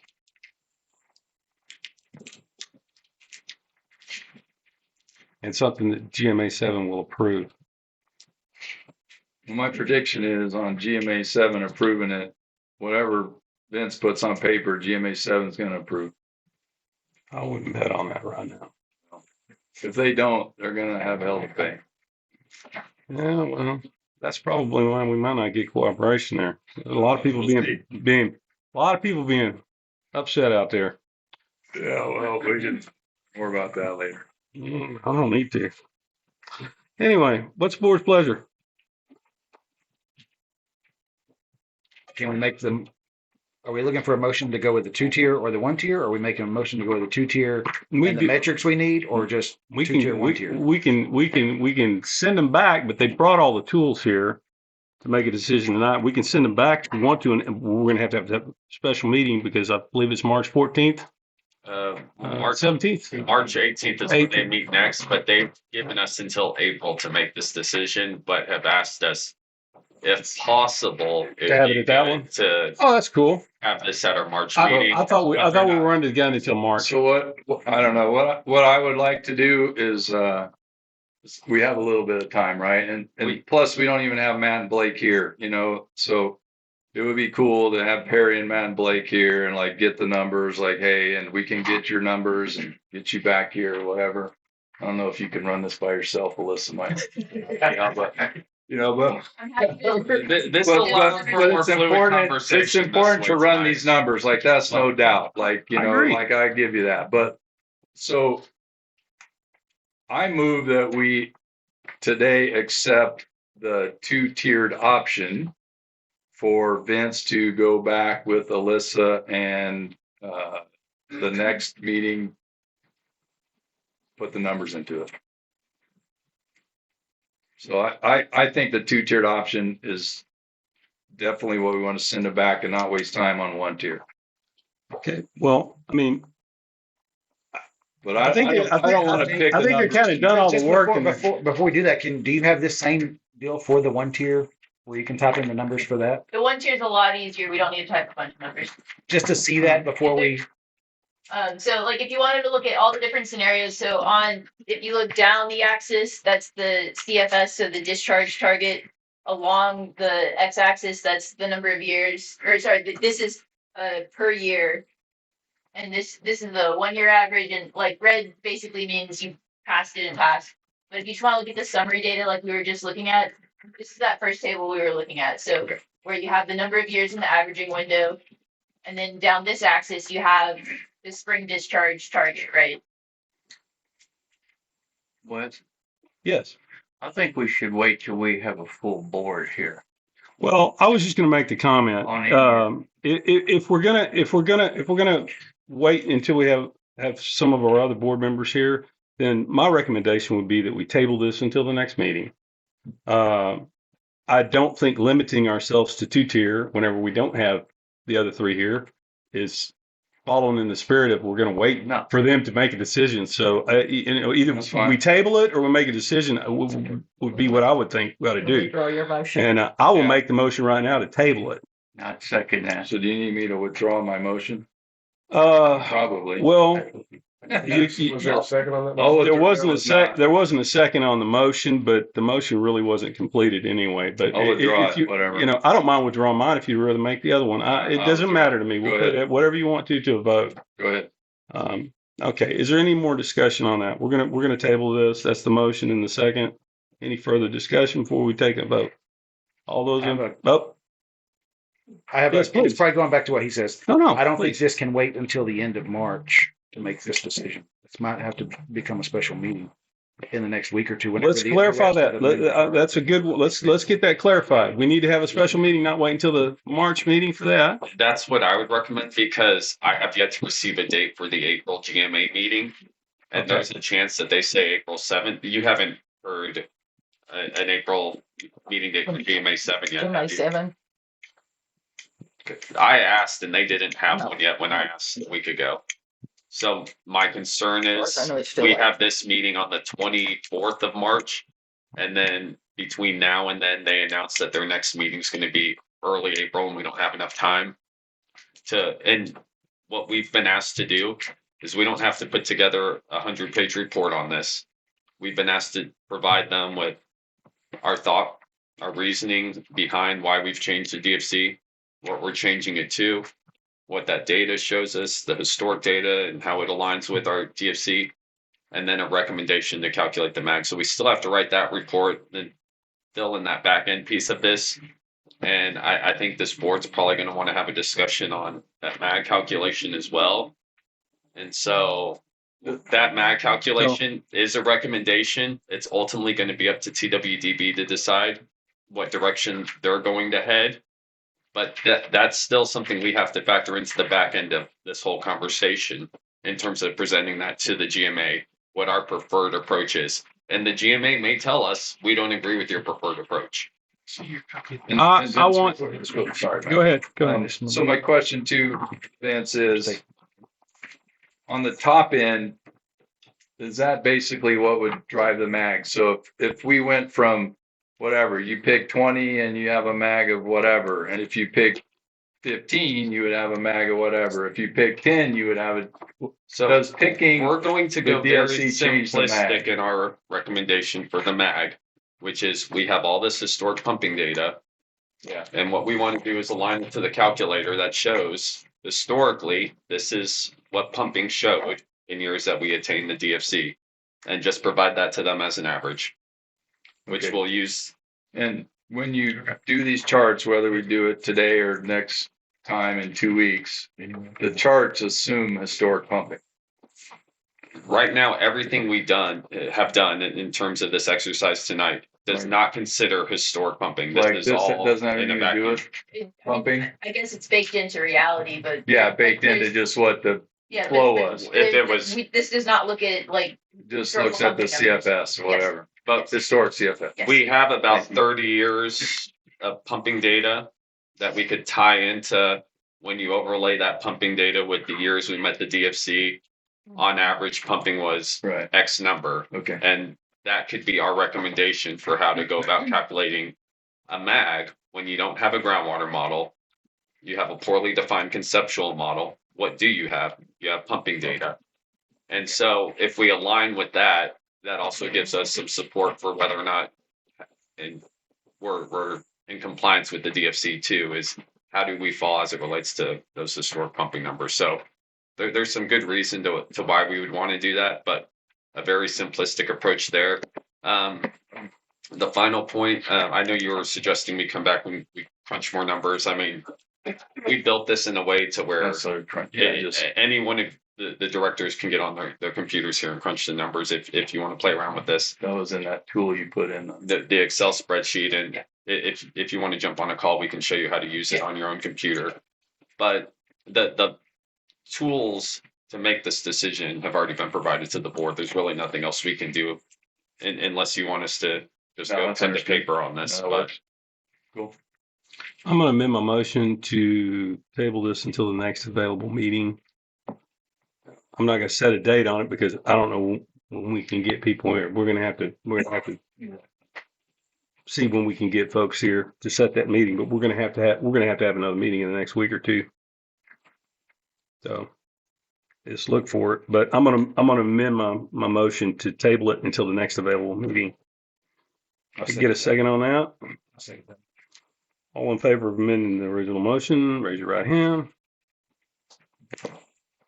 Motion's been amended. All right. Original motion is on the table to table it. All those in favor, raise your right hand. All those opposed, same sign. Motion carries unanimously.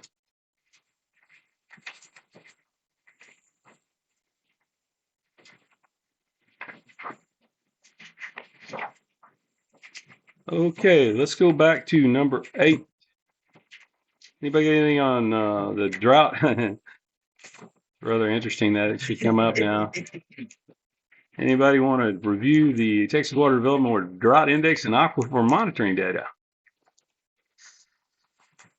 Maybe we should have done that one first. Good hit. Yeah. Oh, Mama never said I was the sharpest tool in the shed.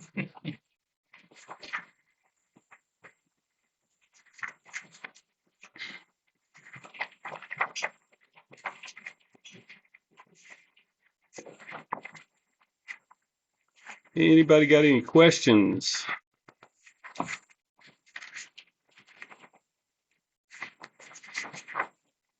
I can tell you I wish I had an answer for it.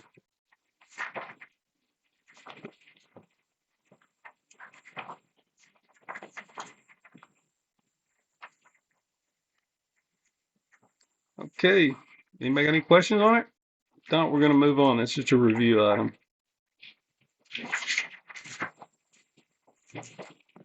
Okay, item number 10, discussion possible action, monthly pumping reports. This was an item that Director Menley had requested on last month's agenda. We got it on this month and he is not here. So I would make the motion that we table this until the next meeting. The next regular board meeting. I'll second that. Any discussion? All those in favor? Raise your right hand. All those opposed, same sign. Motion carries unanimously.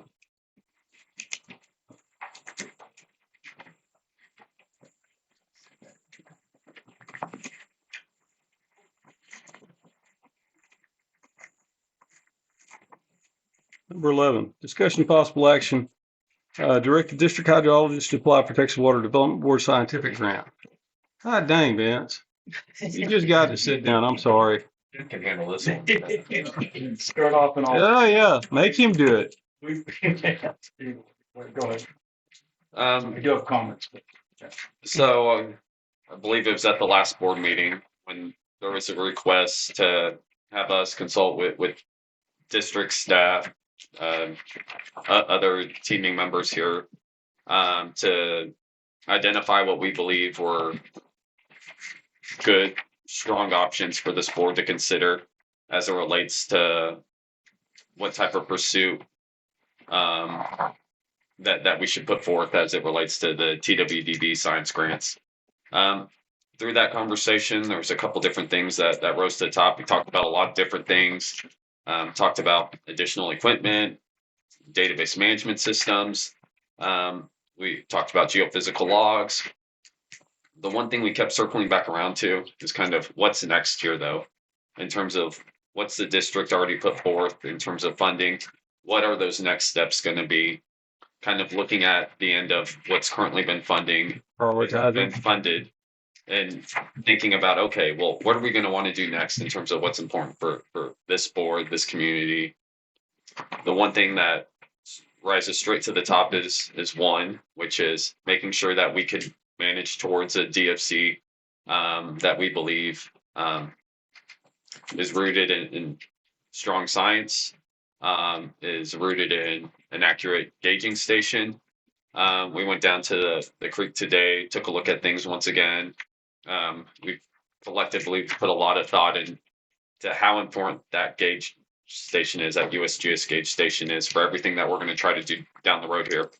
Second piece of that is management zones. We were talking about management zones earlier tonight. Management zones are going to be extremely important for managing towards a DFC down the road through drought management policies, practices, just in general as it relates to maybe well construction standards, well spacing, well sizing. There's a variety of reasons why management zones are going to be important. So thinking about kind of the priorities there and thinking about what comes next. Well, once we get to the end of this journey that we're currently on based on the agreed upon task authorizations, really focusing on non-management zones is going to be a top priority. The other piece, though, is obviously based on tonight's discussion, where we're heading, making sure that we have very strong reliance on the spring gauge station, making sure that we're not relying on provisional data that is nearly a year provisional. I'm thinking this is on your wish list. Well, we're going somewhere here. One of the other things that we've observed, Alyssa and It myself, sounds like a good one. other staff here, is another issue we haven't talked about with the gauge is we're seeing readings that are reported. And so in terms of managing monthly, we're getting gauge measurements that are reported and then a month or 2 months later being revised upward. So we've seen as high as 6 EFS, like difference in the what was provisional before and provisional now. So we're still talking provisional data, but Yeah. we're talking there's changes to the data that's happening While it's provisional? while it's provisional Eee. to where, okay, we want to use this data, but we can't rely on it right now. It's getting revised in its provisional state. And we're not talking small insignificant revisions. We're talking 6.7 CFS A swings. difference, yeah, between the old provisional data and new provisional data, That's a a difference lot. of 6 EFS. So that has us really thinking about, well, what comes next? Well, we want to make sure we have rules that are helping us work towards the DFC. Well, we need to have trust in that gauge. And right now, myself, Jim, others that we've spoken with about some of the observations we're making, we don't have trust in the gauge. So the thing that has risen to the top is for us to do a study to gain trust in the gauge stations to help support USGS in terms of figuring out are there ways that we can improve these rating curves to make them more reflective of reality, to make it to where we're not seeing these huge swings in provisional data. So what's risen to the top is a study to really think about, is there a way that we can do this better? Is there a way that we can provide USGS, Texas Water Development Board, with the data that supports them maybe really instrumenting new gauge, increasing the resolution just on what we're looking helping at. us improve the tool that we want to use. Yeah. Because right now there's some uncertainty with that tool that we're all expected to use right now. So the way we've thought about this grant is we can frame it in a 3-tier system with our highest priority request, and that's funding to have Jim and Carlos get out in the creek with waders and actually go in and collect reliable spring measurement, there with a low camera. velocity data. And so a focused study that's really looking at, is there a way to improve our reliability with these USGS gauge measurements? Is that moving the gauge? Is that maybe some recommendations at the end where it's, hey, we realize this is fine. We've just got to clean out all this debris in the creek. But we need the studies, we need the science to support recommendations at the end of the day. Whatever needs to be done. And so I've spoken with TWDB. They would be interested in supporting the district in terms of if the district provides them with information that shows there's a better way of doing this. Texas Water Development Board would support the district in that request of either moving the gauge, helping move the gauge, changing how funding is going to USGS to help support revisions to data collection there. I think we can get everyone in the room behind that one. So let's put that at the top of our wish list here. That's the study that we could then dovetail some geophysical logs into to help support management zone declarations. We've got our bowling alley. The one thing we're missing in that bowling alley is some structure, some stratigraphy data. So in terms of high priority request, gaining trust in that gauge station. Lower priority request, some geophysical logs in our bowling alley. Photography. Yeah. And then number 3, what was number 3, Jim? We had a spring study. That was part of the USGS, and so for a second. So USGS, and Vincent's exactly right. I mean, especially if we're going to have a DFC that's based on gauge data, we really need to make sure that that gauge data is giving us what we think it's giving us. We've been out there a number of times. There's a lot of water coming out of the pool or coming out of the spring itself, but there's very little water moving across the gauge. And then you get times when it's raining and we get a lot of rain coming down the creek, that all that water is going into the gauge. And so it's up and down. It's not, it's not always low or always high. But in terms of making management decisions for this board, we've got to be able to understand that. And there's also the spring study stuff was some of the other things that are coming in. It's not just the pool, but we're picking up water from other places. And I know Jason, I see Jason Long sitting in the back, but Jason and I went out, I don't know how many weeks, a couple weeks ago, one night, and we looked at all of the different places and all the where water is going into that area. And so as part of the gauge study and cross-sectional area stuff, we can work with USGS, work with Los Moras, work with the fort. You're going to need to work with everybody. But to understand that, but to measure the discharge points, to measure what's really coming out. There's 3 or 4, there's one rectangular channel, there's a circular pipe, another rectangular channel, and then a side creek of all water that's coming in. And I don't know that the gauge is capturing all that. And Jason, I think I had support with you when we talked about installing different instruments in each of the discharge points and to begin understanding how much water is coming through. And then if it's not going past the gauge, where's it going? Or if we're getting rain coming under the under the highway, we talk to the city, or we talk to the county and then the city about installing something. So if we had rain coming through underneath the highway, that really shouldn't count as spring flow in terms of the evaluation and the decision. And so you're talking about a way to be able to separate the runoff events scientifically. It's not going to be perfect, but at least you get an idea. You've got some sort of idea on when you're getting these fluctuations and the reliability. If you're just looking at what the USGS is publishing today, it's really, really difficult to look at that gauge data and then to make decisions about what pumping is impacting, what it's not, et cetera. And so I'm continue here for a second if you don't mind, but so on the management zones, I mean, at some point, the management zones and how you do that, you're gonna be making management decisions to try to achieve your DFC. Well, in 2022 or in beginning of 2023, not this board, but the board directed Dr. Bill to come up with some management zones. So he came up with some 2-dimensional surface overlay management zones based on what we then had as water correlations. Well, what we're seeing today is we've got correlations across some of those zones. And those zones were just based on the water level, and it was a surface overlay. But it's not based on the geology and the aquifer formations within those zones. And so the geophysical logging that would be part of this would be able to understand some of that. And so that you come back and you actually have management zones that if you made decisions on something, you're actually making decisions that have an impact. If, Mr. Davis and I we live right next to each other, and I've got a 1,000-foot well and he's got a 600-foot well that are in different aquifers or different geologic formations, those should not be managed the same.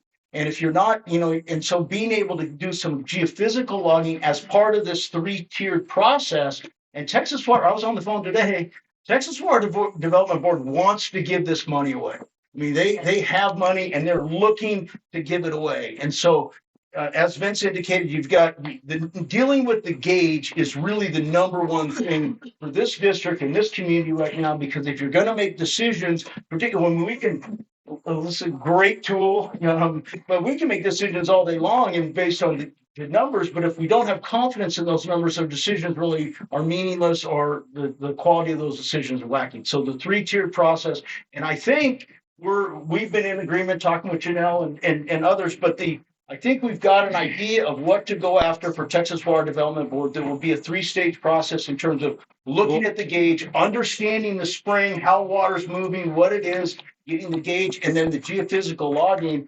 And I know that we've had Mr. Royal here in the past and talking about certain things. He did a great job down on some of the Faust properties, some of those loggings. But to be able to understand that. So and then ultimately this feeds into working us towards management zones with triggers, with action items. This all goes back right what we were just talking about with coming up with the DFC. It all folds in together. My only question is there anything else on the wish list other than the string gauge and doing the well logging? Was there anything else that we needed to ask for? So in terms of the way I was thinking about this initially is what can we do concurrently with everything else we're doing? Well, to be honest, we don't have time to do anything else. So it was, okay, That's well, it. what can we do next? Yeah. Based on timelines and kind of what we think we have availability for, looking at the spend date on this, which is May of 2028. We're not going to get this money till later this year. So we'll have about a year to spend the money. And our deadline to file Is the 13th of March. 13. So we need to So, make a decision tonight if we're going to pursue this. but in terms of other things on the wish list, I've got a wish list that's longer than a CVS receipt. I'm But sure. In terms of what's reasonable. No, I was looking for number 3 if you had another priority. That's all. Number 3 is ultimately going to be management zones and management zone rules, but those things take time, and those things aren't meant to be rushed. They're things that, Well, you have to have 2. You have to have the lithology before you can and they're things that figure all that we've out. got to really flesh out over months, and it's lots of time with Greg here. Well, I would entertain a motion to. Is the grant, like you can only submit one grant for Yes. all this stuff? Or Yes, sir. is it broken down like, well, they're going to, So the way we want to structure our grant request, this is, here's our high priority It's a tiered deal on it. request, because they may not fund all the grant requests. We want to make sure they fund the spring study. We're okay if they decide that they don't have enough money to also fund the geophysical log. So we can write this in a way to where here is our ultimate goal. If we get anything, we want to get the stream kit. Here is a secondary goal that will support us as all this comes together. And that was my question. Because just as a background to that, I'd had a conversation with Mr. Ellis earlier today. I believe how much is there available, Greg? 30 million. 30 million? There's 3 million There's 3 million available, available this year. and they're thinking there's going to be 30 million in requests. I think So a quick question, something Jim, additional for you mostly, 3.2 available next year. if I could. Instead of, I don't know exactly the verbiage of that. I'm all for going for a grant. I don't really care what it's for. Yeah, let's go get some money, but that's no brainer. But if we ask for money, like, isn't there a way that's better than a depth gauge that Yeah. you could just do?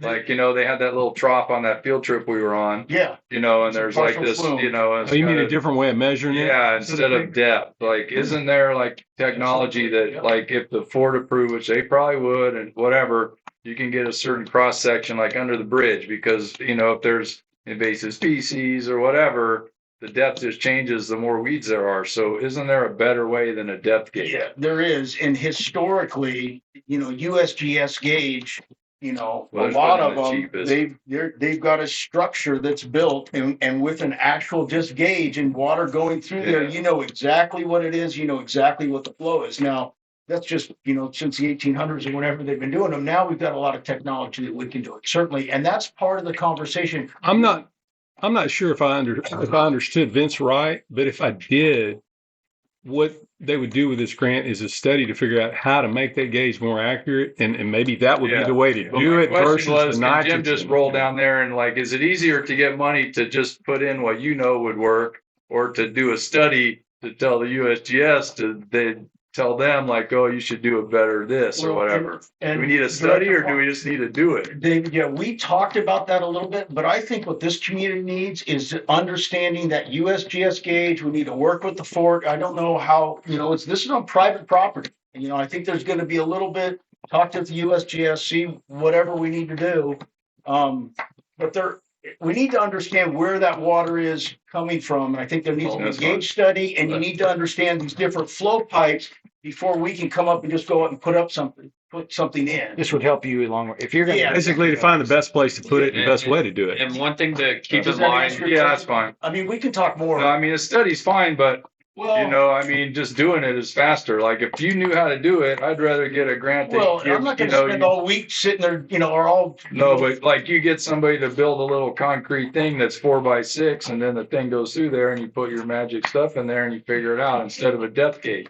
I can Like, tell you 'cause that that's if dumb. I had that answer right now, I would have already done it. Well, I mean, that would cost money, and we could well, get a grant, but we've got to make sure we understand in a way that is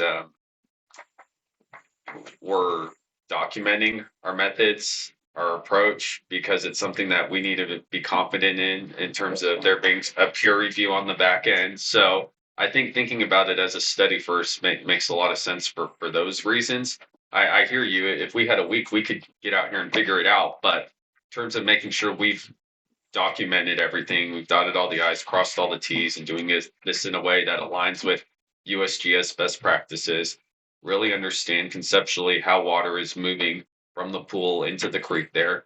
I think there is a more methodical approach that I think will take us further. The other thing too, through some of those conversations with Texas Water Development Board, they are providing funding currently to USGS to maintain this gauge. That's coming from a group that's consistently had budget cuts at TWDB. There is a chance they're unable to provide funding in the near future. So this is one of those things where I think, as Jim was saying, it would be good to have an external force maintaining this. We need to have a backup plan as part of what happens if that external force goes away. This gives us the data, the support, to make sure that whatever we're working with them to do, we fully understand how to take over in case one day something changes. And we want to make that data set continuous. Right. Yeah, and I would just add too that ideally we can get something in place, allow the USGS, if it's not whatever, allow them to continue to collect the data, because one of the problems when they moved the gauge in 2014, they just moved it. And so we're, this district, they had a DF, their DFC and was based on the gauge in a certain spot.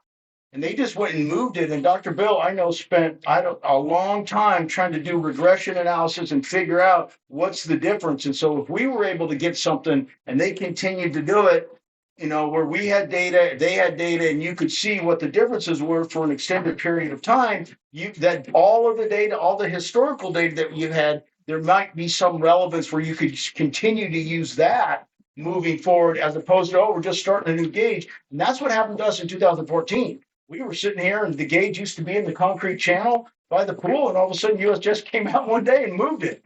So then it's like, okay, now what do we do? Now it's a difference in all the data. Presents a little bit of a management problem when you base your DFC off of that. As part of this study, it would be unpackaging some of that past history when these changes occurred. So we as a district understand the work that Bill did, or Dr. Hutchison. We were able to better understand that regression. So the other thing, just final, and then I'll be quiet here. But the other thing is that these 3 steps really lead. I mean, our goal, you want a numerical model at the end of this where we can run simulations and stuff. But you need a concrete understanding of your conceptual hydrology and your conceptual geologic and everything that we outlined with the gauge, with the spring study, potential for geophysical logging to understand real management zones and not just surface overlays. That then leads into your conceptual hydrologic model, and then eventually your numeric model. So it is steps that are getting us in the right direction. I'm sorry they're not bigger, but at least we're moving. I move that we allow Vince to apply for this Texas Water Development Board scientific grant for those 2 items. I second that. Any further discussion on the matter? Any more questions? All those in favor, raise your right hand. All those opposed, same sign. Motion carries unanimously.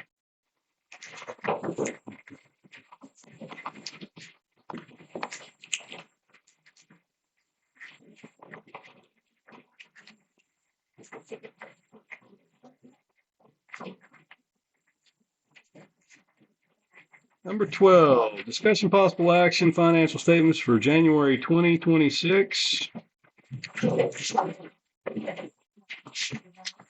And I will go ahead and make the motion that we file these for audit. Second. And anybody got any questions on any of it? I think it's in this one. No, not that one. No, I'll point out in a minute. All right, any questions? All those in favor, raise your right hand. All opposed, same sign. Motion carries.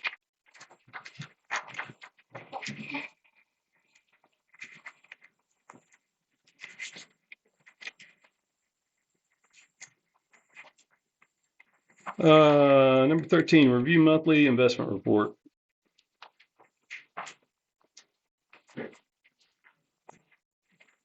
This is a review item. If anybody has any questions, please ask them. No question.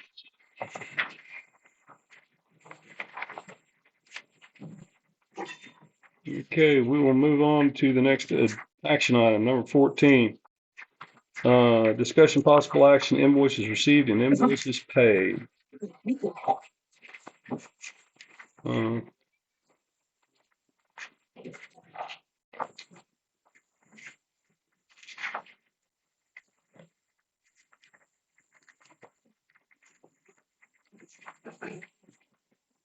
I would entertain a motion to pay the bill. I move that we accept this. Second. Motion's been made and seconded to accept the invoices received and the invoices paid. All those any discussion? All those in favor, raise your right hand. All opposed, same sign. Motion carries unanimously.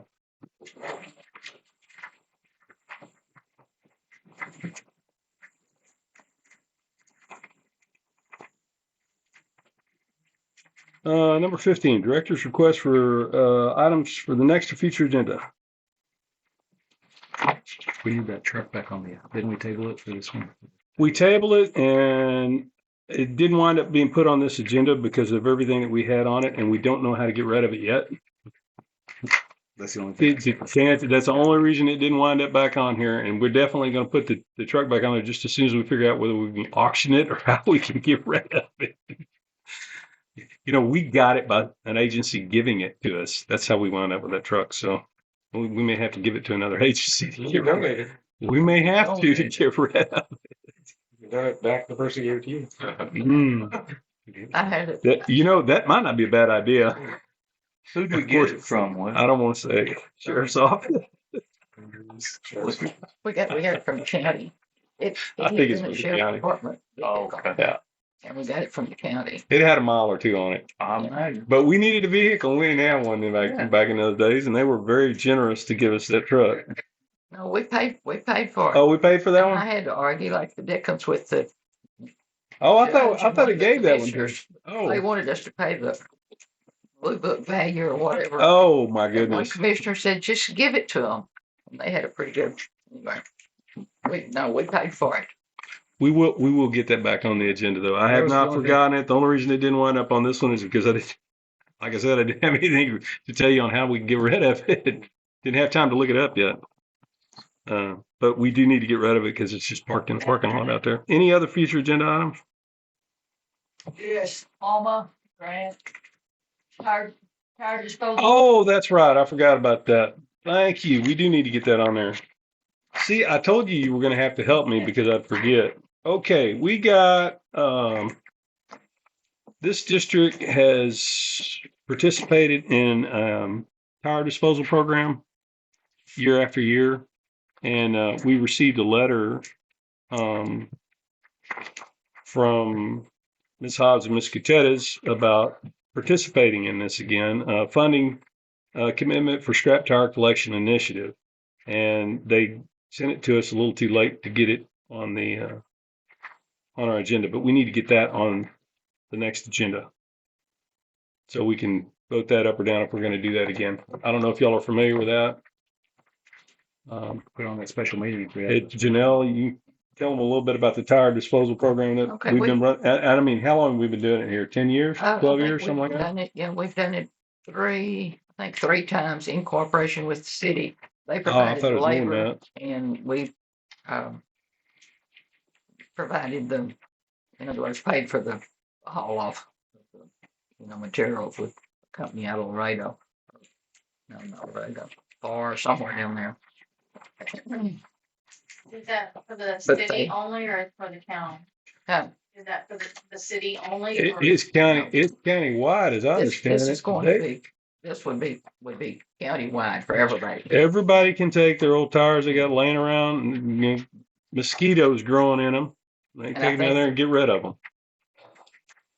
What they're trying to get, the grants they're trying to get would be, I guess, coming through the county.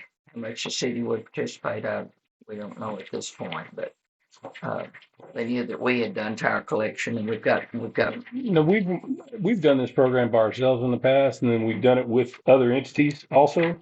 us in the city. Us in It's the always city? been us in the city. Oh, it's always been two of us? Yeah, they Okay. did the the labor, and we did pay for the haul off. But we've got money in one of the line item budgets for uh, that this year. What did we usually, just for, I mean, we'll talk about it in the next meeting, but what do we usually spend on it, just so everybody knows? I think we've spent the last go round year before last, I think it was around, seems like it's around 25,000. And they hauled off several truckloads full, as I recall. Yeah. And they did last go round, they did take tractor tires. Prior to that, had not taken tractor tires. This would be something to take, heavy equipment, tractor tires and so forth too, which would be good. They take a lot of room. Anyway, They're heavy. Yeah. we'll get that one on the next agenda so we can bring that up and talk about it and vote it up or down. Also, the vintage thing. I think that was That's right. We did not get our. That's the other thing that'll be another future agenda item. We have a work order. What do you call it? Amendment? Budget amendment, It's a work order. task authorization, budget amendment. Task authorization amendment. There we go. And that's for all the extra work that's been done on the DFC and crunching the numbers and all the pictures that we got on the screen. That's correct. And I didn't get it in time, Vince, we had already posted the agenda when I got it, so I apologize. Well, I knew that we needed to get that on there, but we didn't get it. I didn't get a reminder until after we got posted. It was one of those I knew it was going to be tied in. But we will get that on the next available meeting. All right, number 16, discussion possible action, general manager's work plan. Anybody got anything on this they want to talk about?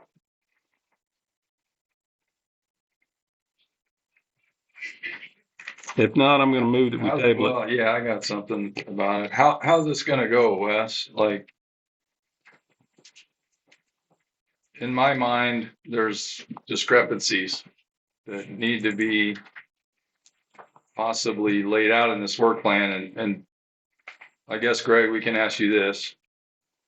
And I'm not sure we need to do this in a public meeting or a workshop or have a committee or whatever, but Greg, question to you is, do you need a work plan that describes what's already written in chapter 36 and the bylaws and everything else? Like, I don't understand really what a work plan is going to be. Like, do you need to tell whoever, whatever employee you're talking about, do you need a work plan that says exactly what's in chapter 36 and the bylaws and the rules and the management plan?